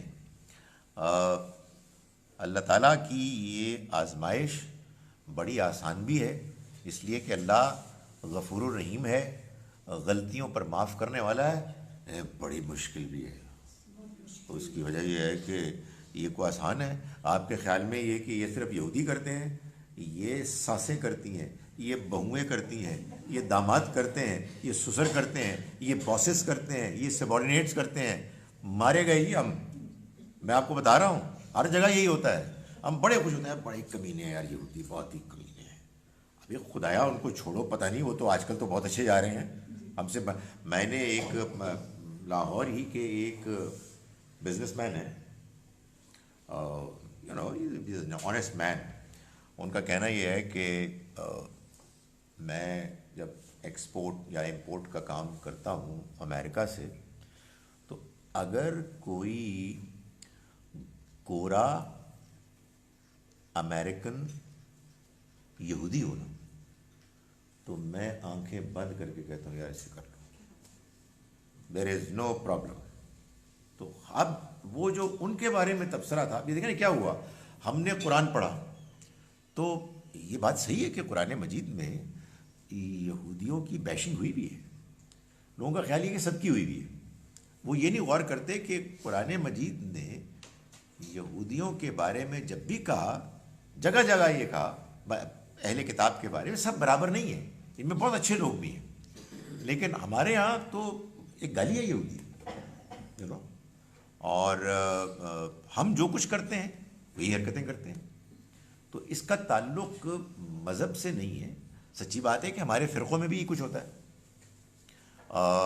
ایک جگہ سورہ آل عمران میں اللہ تعالیٰ نے یہ بتایا کہ یہ جو لوگ ہیں یہودی، انہوں نے سازش کی مدینے میں، کہ دیکھو کیا زبردست سازش ہے. آپ دیکھیں یہ اسلام کچھ بڑھ رہا ہے، پاپولر ہو رہا ہے، ہم یہ طے کرتے ہیں کہ آمنو بالذی آمنو وجہ النہار، ایمان لے آؤ اس پر کہ جو یہ مسلمان مانتے ہیں صبح کے وقت، وَاکْفُرُوا آخِرَہُ، اور انکار کر دو شام کے وقت، لعلہم یرجعون، تاکہ یہ بھی لوٹ جائیں. اب کیا زبردست ٹرک ہے کہ لوگ سمجھ رہے ہیں یار یہ سچا دین ہے اور یہ یہودی متعصب ہے. ہم کہتے ہیں متعصب نہیں ہے. اشہد ان لا الہ الا اللہ واشہد ان محمدا عبدہ ورسولہ، صبح کے وقت ایمان لے آئے، اور شام کے وقت ہم کہے یار تو کچھ بھی نہیں ہے. ہم اندر داخل ہوئے، ہم نے دیکھا نو سبسٹنس. تو اس کا کیا نتیجہ نکلے گا؟ یہ بھی نروس ہو جائے گی. اگلی آیت کہتی ہے کہ وہ ایک دوسرے سے کہتے ہیں دیکھو کسی کی بات نہ ماننا سوائے اس کے کہ جو تمہارے دین سے. کہیں ایسا نہ ہو کوئی بات کہ یہ تمہارے رب کے ہاں تمہاری باتوں سے بحث کرے لے کر، یا ان کو بھی وہ مل جائے جو تم کو ملا ہے. یہ ان کا ڈائلاگ قرآن نے نقل کیا، اور اس ڈائلاگ کے درمیان میں اس کو توڑ کے دو ٹکڑوں میں درمیان میں فرمایا قل ان الہدی ھدی اللہ، ان کو یہ بتا دو کہ ہدایت تو اللہ کی ہدایت ہے. کیا مطلب؟ یعنی مطلب یہ ہے کہ یہ کیا نان سینسیکل گفتگو ہے کہ دیکھو تم کسی کی بات نہ ماننا سوائے اس کے کہ جو تمہارے دین سے ہے. میں بعض اوقات سمجھانے کے لیے کہتا ہوں کہ یہاں ایک لفظ بدل دیں، تم کسی کی بات نہ ماننا سوائے اپنے مسلک کے، اپنے فرقے کے. یہ ہمارے یہاں کہتے کہ نہیں کہتے؟ آپ یقین جانیے کہ لوگ بات ہی نہیں سنتے. وہ کہتے ہیں کہ جی ہم نے باتیں سنی، بات سنی تو خواہ آزمائش میں مبتلا ہو جائیں کہ بات صحیح نہ نکلے. تو یہ صرف یہ نہیں ہے کہ کسی ایک گروہ کا ذکر ہے، یہ ایک عام بیماری ہے. تو میں آپ کے سوال کا جواب دے رہا ہوں کیسے ہو سکتا ہے. میں گزارش کر رہا ہوں کہ یہ ہو سکتا ہے، ہوتا ہے اور بہت عام ہے. اور یہ بات کہ آپ کو سچی بات معلوم ہو اور آپ اس کو مان لیں، یہ بہت بڑی اللہ کی مہربانی اور توفیق ہے جس کو مل جائے. اس لیے کہ لوگ متعصب ہوتے ہیں، اور اس تعصب سے لڑنا یہی اس دنیا کی زندگی کا امتحان ہے. لوگوں نے تو اللہ کے دین شریعت کو مشکل بنایا ہوا ہے کہ یہ کام کرنا ہے اور اس میں یہ مشکلات ہیں. اللہ کا دین بہت آسان ہے. اللہ نے خود کہا ہے یرید اللہ بکم الیسر، اللہ تمہارے لیے آسانیاں چاہتا ہے، ولا یرید بکم العسر، وہ تمہارے لیے مشکلات نہیں چاہتا. ہمیں پتہ نہیں کیا ہمارے ہاں لوگوں کا خیال یہ ہے کہ دین کو مشکل بناؤ گے تو بہت زبردست بات. مشکل یہ ہے، یہ حق پسندی، یہ اصل مشکل ہے کہ آپ کو ایک بندہ کمپلیٹ اسٹرینجر وہ آ کے آپ کو ایک بات کہتا ہے دفاع ہو، تمہاری بات کی سنتے ہم تمہاری بات کیوں سنیں. یہ آزمائش، یہ مشکل آزمائش. اور یہ میں آپ کو بتاؤں، جب پہلی مرتبہ آدمی بات سنتا ہے ریئیکشن تو بعد میں ہوتا ہے. بندہ کا دل کہتا ہے بات ٹھیک کر رہا ہے، ویسے بائی دا وے ہے ویسے دوسرے فرقے سے بات ٹھیک کر رہا ہے. تو اس کے بعد ایک جگہ اللہ تعالیٰ نے بتایا سورہ انبیاء میں کہ جب ابراہیم علیہ السلام نے بتوں کو توڑ دیا اور لوگ واپس آئے میلے سے، تو انہوں نے کہا کہ یہ کس نے کیا ہے، کس کی جرت ہوئی کہ جس نے ہمارے بت کدے کے سارے بت توڑ دیے، ایک ہی بت رہ گیا. تو بعض لوگوں نے کہا کہ ایک نوجوان ہے یقال لہ ابراہیم، ان کو ابراہیم کہتے ہیں، پکڑ کے لاؤ اس کو. تو ابراہیم علیہ السلام نے ان کو یہ کہا کہ تم مجھ پر کیوں الزام لگا رہے ہو؟ یہ جو ہے تمہارا سب سے بڑا بت ہے، اس سے پوچھو، یہ تو قائم ہے اور اس کے کندھے پر وہ بھی ہے، وہ کلہاڑا یا جو بھی. تو یہ لگتا یہی ہے، سرکمسٹینشل ایویڈنس تو یہی بتا رہا ہے کہ اسی نے کیا ہوگا. تو ان کا ابراہیم، بات یہ ہے کہ یہ تو سنتے ہی نہیں ہیں اور یہ تو بولتے ہی نہیں ہیں. تو ابراہیم علیہ السلام نے فرمایا تف ہو تم پر، تم یہ مانتے ہو کہ نہ یہ سنتے ہیں نہ بولتے ہیں اور تم ان کو پوچھتے ہو. تو اس موقع پہ قرآن مجید نے یہ بتایا کہ انہوں نے اپنے گریبانوں میں جھانکا اور انہوں نے کہا کہ یہ ٹھیک کہتا ہے، بالکل صحیح کہہ رہا ہے، لیکن پھر انہوں نے کہا کہ اس کو پکڑ کے آگ میں ڈال دو. یہ ہمارے معاشرے، ہماری تہذیب، ہمارے بڑوں کی بات کے خلاف بات کر رہا ہے. تو جناب یہ جو آپ نے سوال کیا، ساری زندگی دنیا کی آزمائش ہی کہ حق بات کو جاننے کے بعد اس کو ماننا.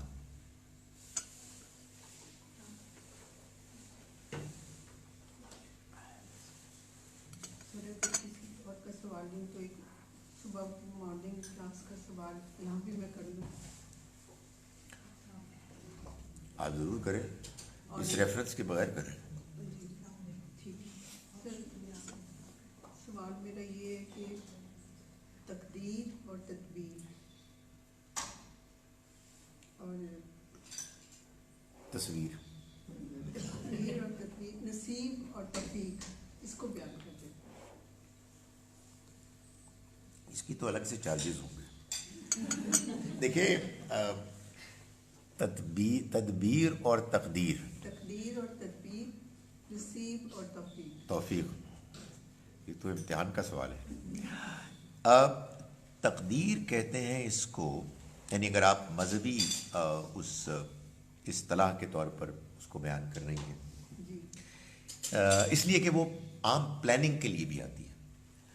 اللہ نے اس دنیا کو بنایا اور وہ چل رہی ہے، اور اللہ اس سے واقف ہے کہ آئندہ کیا ہوگا. رائٹ؟ سو اس کا علم مکمل ہے، اور اس کے مکمل علم کا یہ تقاضا ہے کہ جو بات بھی ہونی ہے وہ اس سے واقف ہو. سو میں نے کیا کرنا ہے، آپ نے کیا کرنا ہے، میرا کیا انجام ہوگا، آپ کا کیا انجام ہوگا، یہ اللہ کے علم میں ہے. ٹھیک ہے؟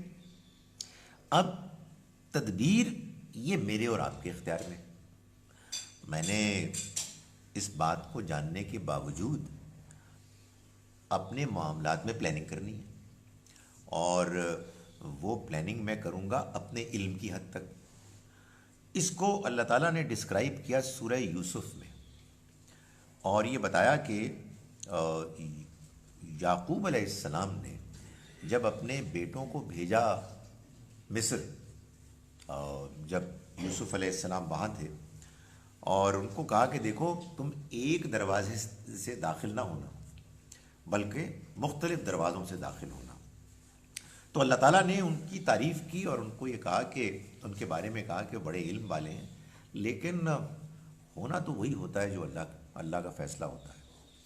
سو اللہ تعالیٰ نے یہ بھی بتایا کہ انسان کو تدبیر کرنی چاہیے، اس کے باوجود کہ بالآخر جو تقدیر ہے وہ غالب آئے گی، لیکن ہمیں تو وہی کرنا ہے کہ جو ہم سے توقع ہے. یعنی جو بات، جو علم ہم کو ہے اس کے مطابق ہمیں اپنی زندگی کی پلاننگ کرنی ہے، لیکن یہ نہیں بھولنا کہ اس سے بالا تر اللہ کی پلاننگ ہے کہ ہم جس کی کبھی بھی اپنی پلاننگ سے نفی نہیں کر سکتے. باقی رہی نصیب تو ایک لفظ ہے، اس کا مطلب ہے حصہ. جس کا جو نصیب ہے، اللہ نے ظاہر ہے کہ ہر ایک کے لیے کچھ چیزیں ہیں کہ جو پلان کی ہوئی ہے. اللہ تعالیٰ فرماتے ہیں کہ تم جب کماؤ، جب ہم کماتے ہیں تو وہ کہتا ہے کہ تم اللہ کے فضل کو تلاش کرو. اللہ نے ایک نصیب، ایک فضل رکھا ہوا ہے ہمارے لیے. ہم کو وہ ملے گا جب ہم اس کے لیے تگ و دو کریں گے. وَابْتَغُوا مِن فضل اللہ، اللہ کا فضل، اس کا نصیب ہمارے لیے طے ہے، لیکن وہ ہمیں ملے گا جب ہم اس کو تلاش کریں گے، جب اس کے لیے اسٹرگل کریں گے، پلاننگ کریں گے۔ ہاں ہم اسٹرگل کریں، پلاننگ کریں، اور وہ نصیب ہو ہی نہ تو ہمیں کچھ نہیں ملے گا۔ سو یہ اصل میں اس دنیا میں ہم سے جو تقاضا کیا گیا ہے وہ یہ ہے کہ ہم بس کوشش کریں، جتنی ہم کوشش کر سکتے ہیں، یہ جانتے ہوئے کہ اس دنیا کو چلا کوئی اور رہا ہے اور اس کی اپنی ایک پلاننگ ہے، وہ پلاننگ حکمت کے ساتھ ہے۔ ہم اس کو نگیٹ نہیں کر سکتے، ہم اس کو ڈیفائی نہیں کر سکتے، ہم ہمبل طریقے سے، ہم عاجزی کے ساتھ اس کے بندے بن کر اپنی صلاحیت، اپنی عقل، اپنے وسائل اسباب کو استعمال کریں گے۔ چوتھا کیا لفظ تھا؟ توفیق۔ توفیق کہتے ہیں اس چیز کو کہ اللہ کا آپ کو اذن مل جائے، سینکشن مل جائے، توفیق مل جائے۔ کہتے ہیں نا کہ انسان ہدایت پائے گا اللہ کی توفیق سے، ناٹ جسٹ ہدایت، میں ابھی بات کر رہا تھا رزق کی، رزق بھی پائے گا اللہ کی توفیق سے۔ یعنی مطلب یہ ہے کہ اس نے آپ کے لیے اس کو رکھ تو دیا ہے، مگر وہ ملے گا اس سے کہ آپ اللہ کے جو حدود ہیں بتائی ہوئی، جو اس کے اصول ہیں، ان کے مطابق فنکشن کریں گے۔ تو جب آپ کریں گے تو اللہ تعالیٰ آپ کو پرمٹ کر دے گا، رائٹ؟ جو چیز آپ کو نہیں ملنی اس کے لیے آپ سٹرگل بھی کریں گے تو وہ آپ کو روک دے گا، وہ آپ کو اس کی توفیق نہیں دے گا، اس لیے کہ وہ اس کی پلاننگ میں نہیں ہے۔ ہدایت کے معاملے میں یہ یوں ہوتا ہے کہ اس نے یہ طے کیا ہوا ہے کہ وہ ہدایت دے گا ان کو کہ جو ہدایت کے طالب بنیں گے، جو ہدایت چاہیں گے۔ اور ہدایت کون چاہے گا؟ جس نے اپنے اندر کی، آپ کہیے، فطرت کو پاک صاف رکھا ہوا ہے، جو جھوٹا نہیں ہے، جو لوگوں کے ساتھ زیادتی نہیں کرتا، جو ابھی ہم نے بات کی، جس کا دل سخت نہیں ہوا، جس نے اپنے زندگی کے معمولات میں، اپنے رویوں میں کھرا پن، سچائی، خلوص کو اختیار کیا۔ تو ایسے لوگوں کو اللہ ہدایت کی توفیق دے دیتا ہے، اور جن کو اپنے اختیار سے صحیح رویہ حاصل کرنے کی توفیق نہیں ملی، کو موقع نہیں ملا، اللہ تعالیٰ ان کو محروم کر دیتا ہے۔ تو اس میں جو میں گزارش کر رہا ہوں ہدایت کے معاملے میں، تو کی آپ کا اپنا اختیار ہے جس کو آپ استعمال کرتے ہیں۔ آپ اپنے اختیار کو صحیح طریقے سے استعمال کریں گے تو آپ کے اندر ہدایت کی خواہش طلب پیدا ہوگی۔ آپ نہیں کریں گے تو آپ کچھ نہیں کر سکتے۔ یعنی آپ دیکھیں نا کہ کیسے ایسے لوگ بھی ہوتے ہیں کہ جن کے درمیان میں اللہ کے پیغمبر ہوتے ہیں۔ بھائی اللہ کے پیغمبر ان کے باپ ہوتے ہیں، اللہ کے پیغمبر ان کے بیٹے ہوتے ہیں، اللہ کے پیغمبر ان کے شوہر ہوتے ہیں، اور ان کو ہدایت نہیں ملتی، اس لیے کہ ہدایت ملتی ہے آپ کے رویے اور اللہ کی توفیق سے۔ اللہ کی توفیق بھی اس معاملے میں آپ کے رویے کے نتیجے میں ہوتی ہے۔ اس نے یہ طے کر لیا ہے کہ وہ نہیں توفیق دے گا ان کو جو جان بوجھ کر ظلم کرتے ہیں یا اپنی جانوں پر ظلم کرتے ہیں۔ سر، یہ جو رشتے ہوتے ہیں یہ بندے کے اپنے اختیار میں ہوتا ہے کہ یہ اللہ کی طرف سے ہوتے ہیں؟ کیونکہ یہ سوال میرے ذہن میں اس لیے آیا کہ جب رشتے طے ہو جاتے ہیں وہاں سے پھر زندگی شروع ہوتی ہے، دو مزاج جب عمل میں آتے ہیں، بات سلطان میں ختم ہو جاتی ہے۔ سر کال و فیل جب زندگی کا شروع ہوتا ہے تو سر وہ سلسلہ وہاں سے نہیں شروع ہوتا ہے؟ ایک بات تو آج معلوم ہوئی کہ سوالات کی توفیق آج آپ ہی کو ملی الحمدللہ۔ دوسری بات یہ ہے کہ میں آپ سے بالکل ایگری نہیں کرتا۔ وجہ یہ ہے کہ رشتے میں کیا ہوتا ہے ایک شوہر صاحب ہوتے ہیں، ایک بیوی صاحبہ ہوتی ہیں، دونوں انڈیپینڈنٹ ہیں. یہ ٹھیک ہے، یہ ٹھیک ہے کہ ایک دوسرے کو لوگ انفلوئنس کرتے ہیں، مگر بھائی ادھر فرعون ہے اور ادھر بیوی آسیہ ہیں، اور وہ جنتی ہیں، وہ جہنمی آدمی ہیں. تو یہ تو کوئی فرق نہیں. ادھر لوط اور نوح علیہ السلام ہیں اور ادھر ان کی بیویاں ہیں. سو یہ ٹھیک ہے کہ آدمی کو بعض اوقات اپنی صحبت کے نتیجے میں پازیٹیو امکانات ملتے ہیں، نیگیٹو امکانات ملتے ہیں. مگر میں آپ کو یہ بتاؤں، دنیا کی سب سے اہم بات، ہمارے لیے پرابیبلی سب سے اہم نعمت اور سب سے خوفناک چیز ہماری آزادی ہے. ہم آزاد ہیں، اور یہ آزادی ہے کہ جس کو ہم استعمال کرتے ہیں، جس کی بنیاد پر ہم جواب دہ ہیں. آزادی ختم ہوگی، جواب دہی ختم ہوگی. ہم انڈیپینڈنٹ فیصلہ کرتے ہیں. ہم جب مجبور بھی ہوتے ہیں نا، تو مجبور بھی ہوتے ہوئے ہم اپنا فیصلہ انڈیپینڈنٹلی کرتے ہیں. مجبوری میں کیا ہوگا؟ کوئی بندہ آپ سے کوئی برا کام کرا لے گا، اس میں آپ کی خواہش ہوگی کہ نہیں ہوگی، یہ آپ فیصلہ کریں گے. آپ اس میں آمادگی کے ساتھ کریں گے یا اس سے بھاگنے کی کوشش کریں گے. آپ اللہ سے دعا کریں گے کہ آپ بچ جائیں، یا آپ کہیں گے کہ یار بہت اچھا ہے، مزہ آ گیا. یہ آپ کا فیصلہ ہے. تو یہ جو آپ کا فیصلہ ہے، یہ آپ کا فیصلہ ہے. چھوٹا سا پوائنٹ رہ گیا. میں تو توفیق، یہ جو رشتے جو ہوتے ہیں یہ اللہ کی طرف سے ہوتے ہیں یا بندے کے اختیار میں، بندے کے حساب میں آئے؟ نہیں، دنیا کی ہر چیز اللہ کی طرف سے ہوتی ہے، لیکن اس میں بعض چیزوں کے بارے میں اس نے اپنی طرف سے ہونے والے فیصلے میں یہ طے کیا ہوا ہے کہ انسان کوشش کرے گا تو فیصلہ ہوگا. یعنی مثال کے طور پر یہ جو رشتے ہوتے ہیں، یہ کیسے ہوتے ہیں کہ ظاہر ہے کہ عام طور پر ہمارے یہاں یہ ہوتا ہے کہ لڑکے والے رشتہ مانگتے ہیں تو وہ ایک اسٹرگل کرتے ہیں نا. تو اللہ کے ہاں تو بس یہی ہوتا ہے کہ یہ ہو جائے، مگر یہ کہ فیصلہ تو آپ کرتے ہیں. ایسا تو نہیں ہوتا کہ آپ سوئے ہوئے ہوتے ہیں، اچانک آپ کو کوئی خواب آتا ہے کہ آپ ان کے یہاں چلے جائیں. نہیں، دنیا میں جو روٹین کا ایک طریقہ ہوتا ہے. آپ نے کہا کہ پلاننگ کوئی اور کرتا ہے اور آپ کوشش کرتے ہیں، آپ وہ کرتے ہیں، لیکن اگر وہ چیز آپ کے نصیب میں لکھی ہوئی ہو تو وہ ہوتی ہے، نہیں تو وہ نہیں ہوتی. جی، تو یہ تھوڑا سا it's a very thin line where I get a little confused کہ پھر نصیب میں اور پھر دعا میں، اور اگر وہ آپ کے اس میں لکھی بھی نہیں ہے تو پھر تگ و دو کرنے سے، تو وہاں کی تھوڑا سا just you know there is a little. دیکھیں گزارش یہ ہے، یا کیمرے کو ٹھیک کریں. میں کیا کروں بھائی، کیمرے کو ٹھیک کرو.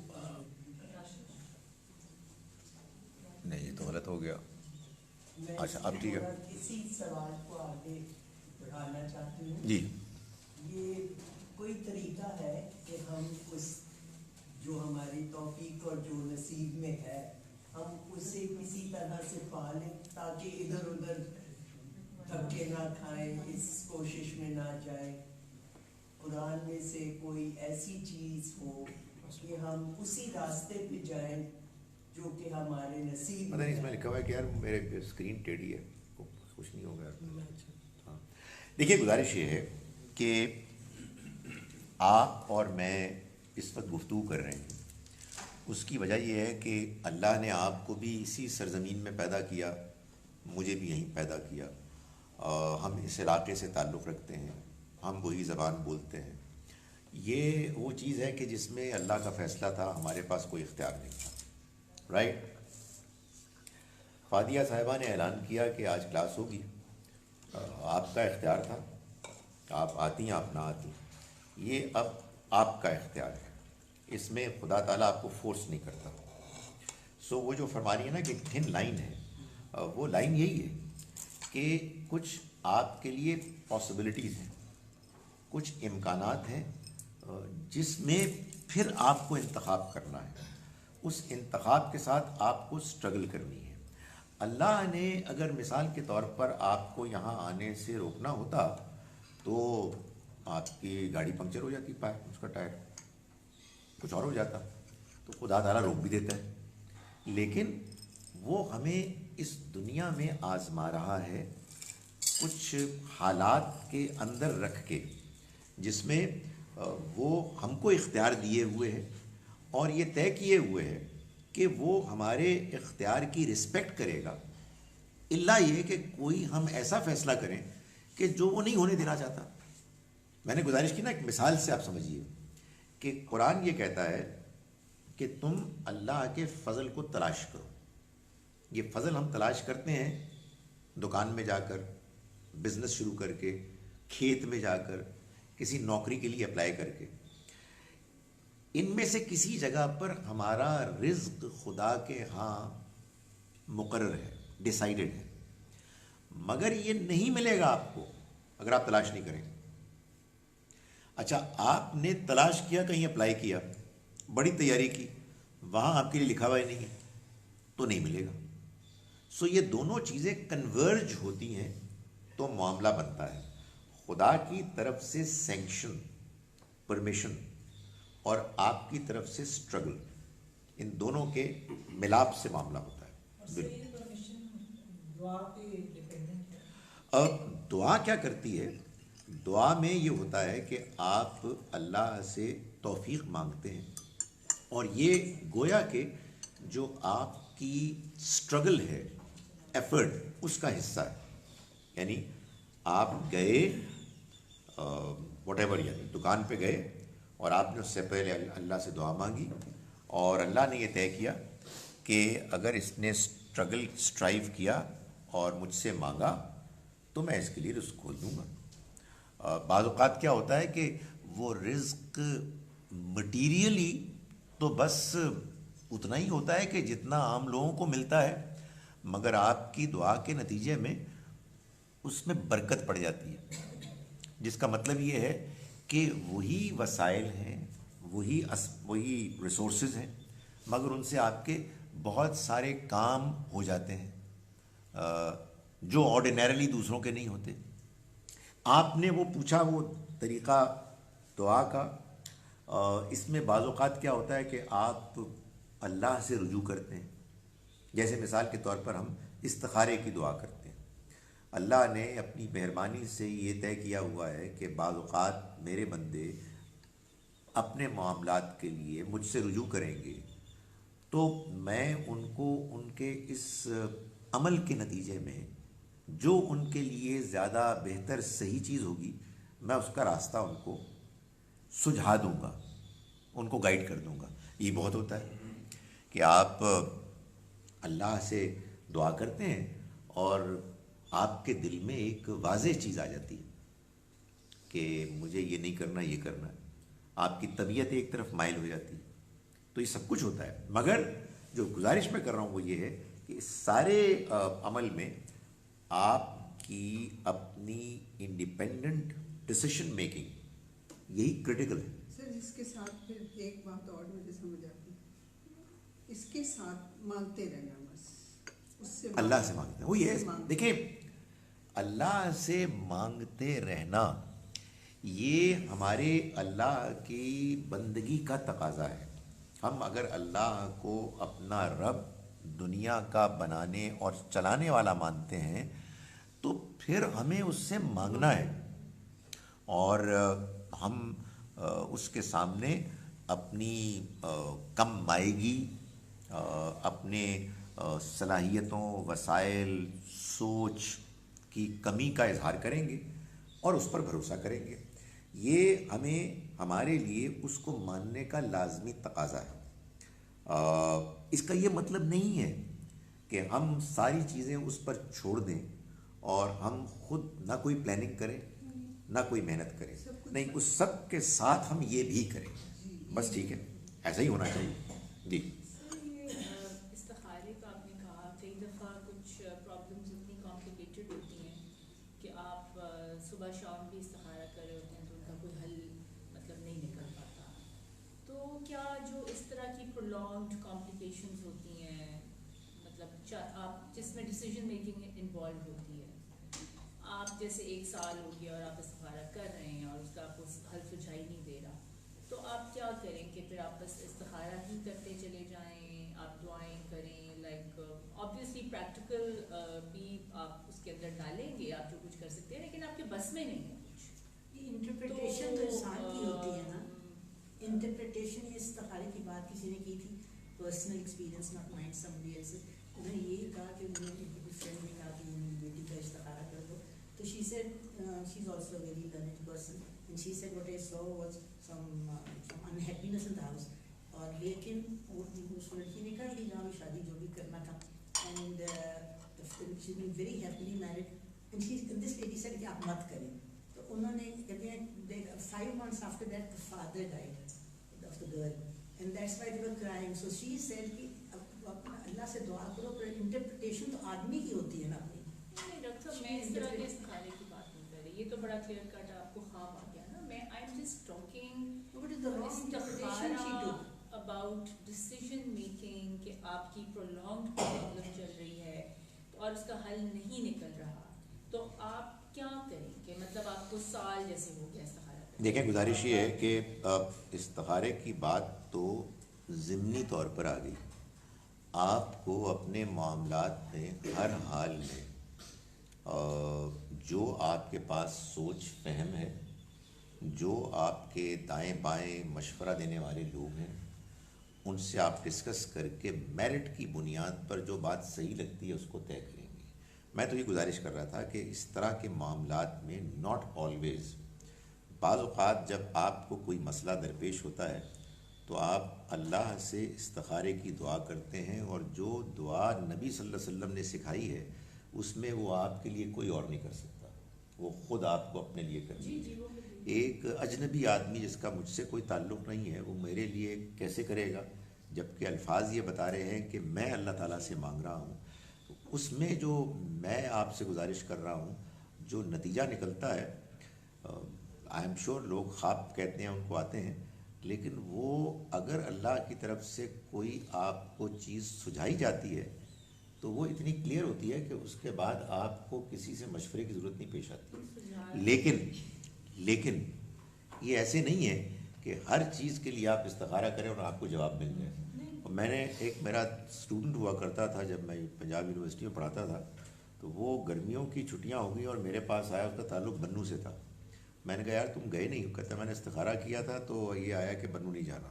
پاگل ہو یار, اللہ میاں نے تم کو سزا دی ہے کہ فضول آدمی ہو, تمہارے ماں باپ بنو میں ہیں اور تم اس کے لیے استخارہ کر رہے ہو. تو آپ کو اپنی عقل استعمال کرنی ہے, اور عام حالات میں جو آرڈینریلی آدمی کے فیصلہ کرنے کے طریقے ہوتے ہیں ان کو اختیار کریں.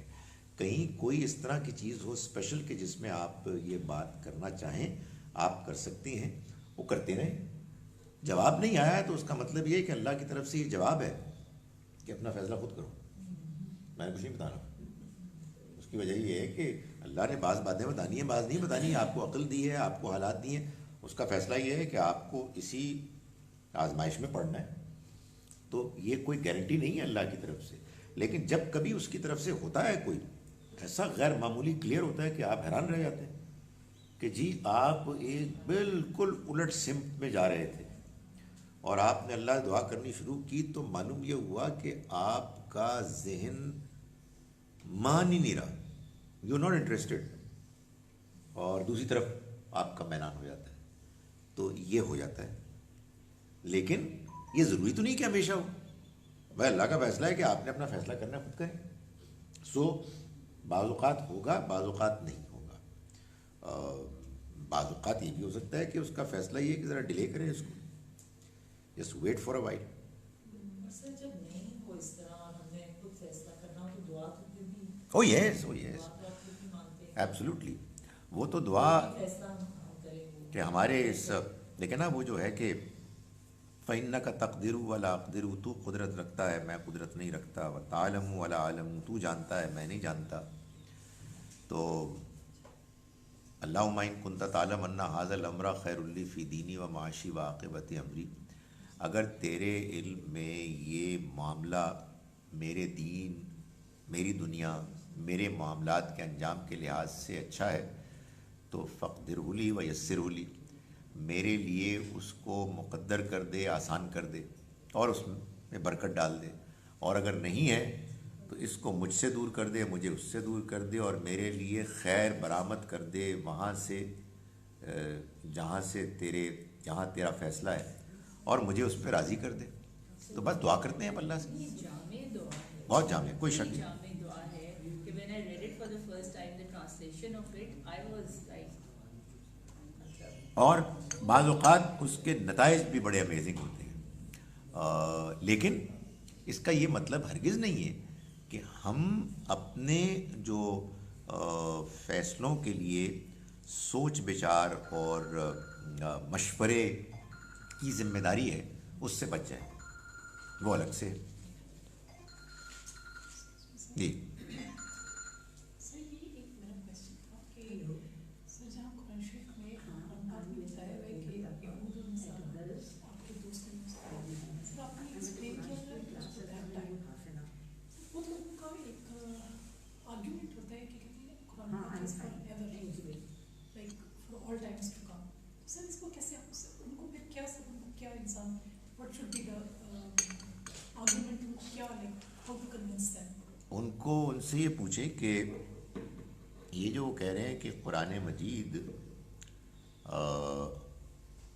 یہ سب باتیں ہمیشہ کے لیے ہیں، تو پھر تو ہر سال محترم مہینوں کے ختم ہونے کے بعد ہمیں مشرکین کو پکڑنا ہے اور قتل کرنا ہے جہاں کہیں ہم پائیں.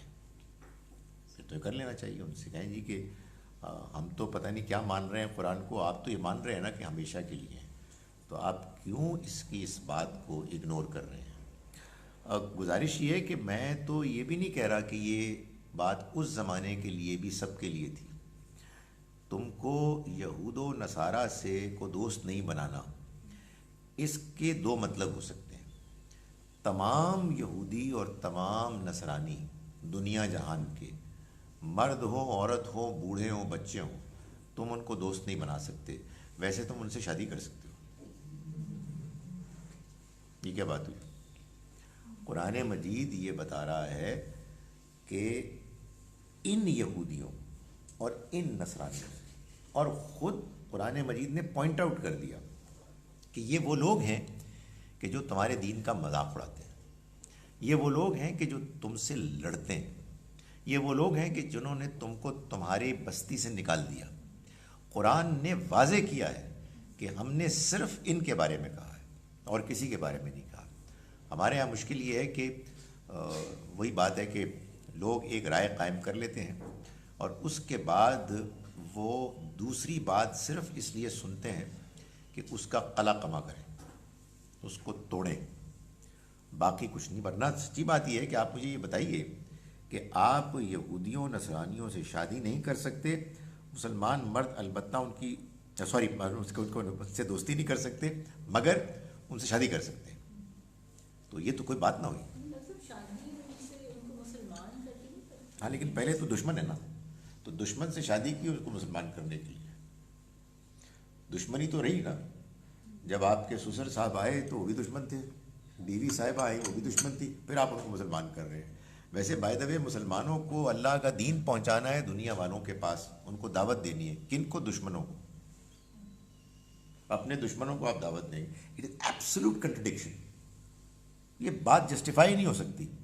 یہ بالکل واضح ہے قرآن مجید میں کہ بعض یہودی، بعض نصرانی اور معاف کیجیے گا بعض مسلمان، یہ وہ لوگ ہیں جو تمہارے دین کا مذاق اڑاتے ہیں اور وہ دشمن ہیں. تو ان سے دوستی نہیں ہو سکتی جب تک کہ وہ اپنا ایٹیچیوڈ نہ بدلے.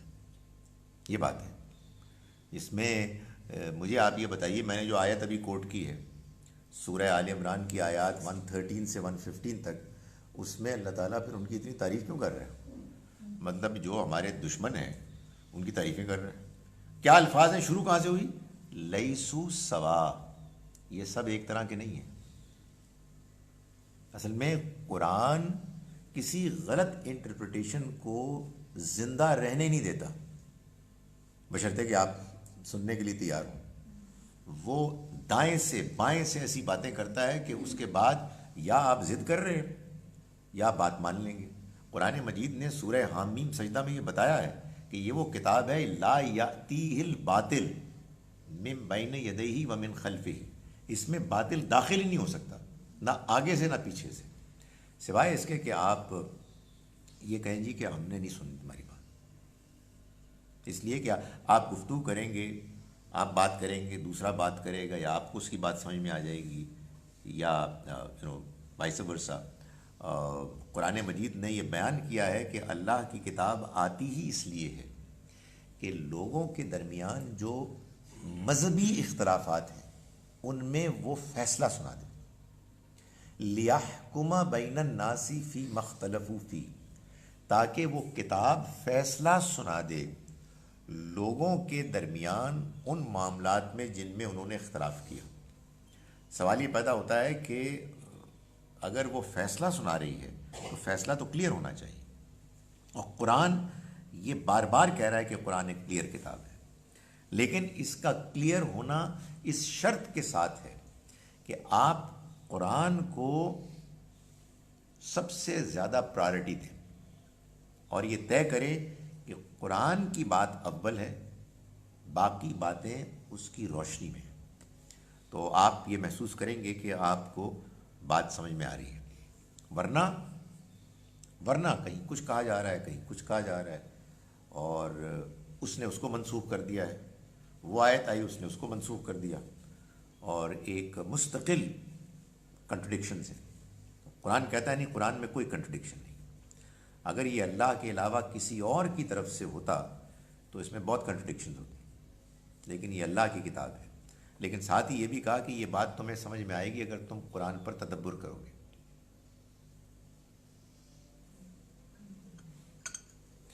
چلیے یہ اذانیں بھی ہو رہی ہیں۔ اقول قولی ھذا واستغفر اللہ لی ولکم۔ تو کل سیم ٹائم سیم چینل،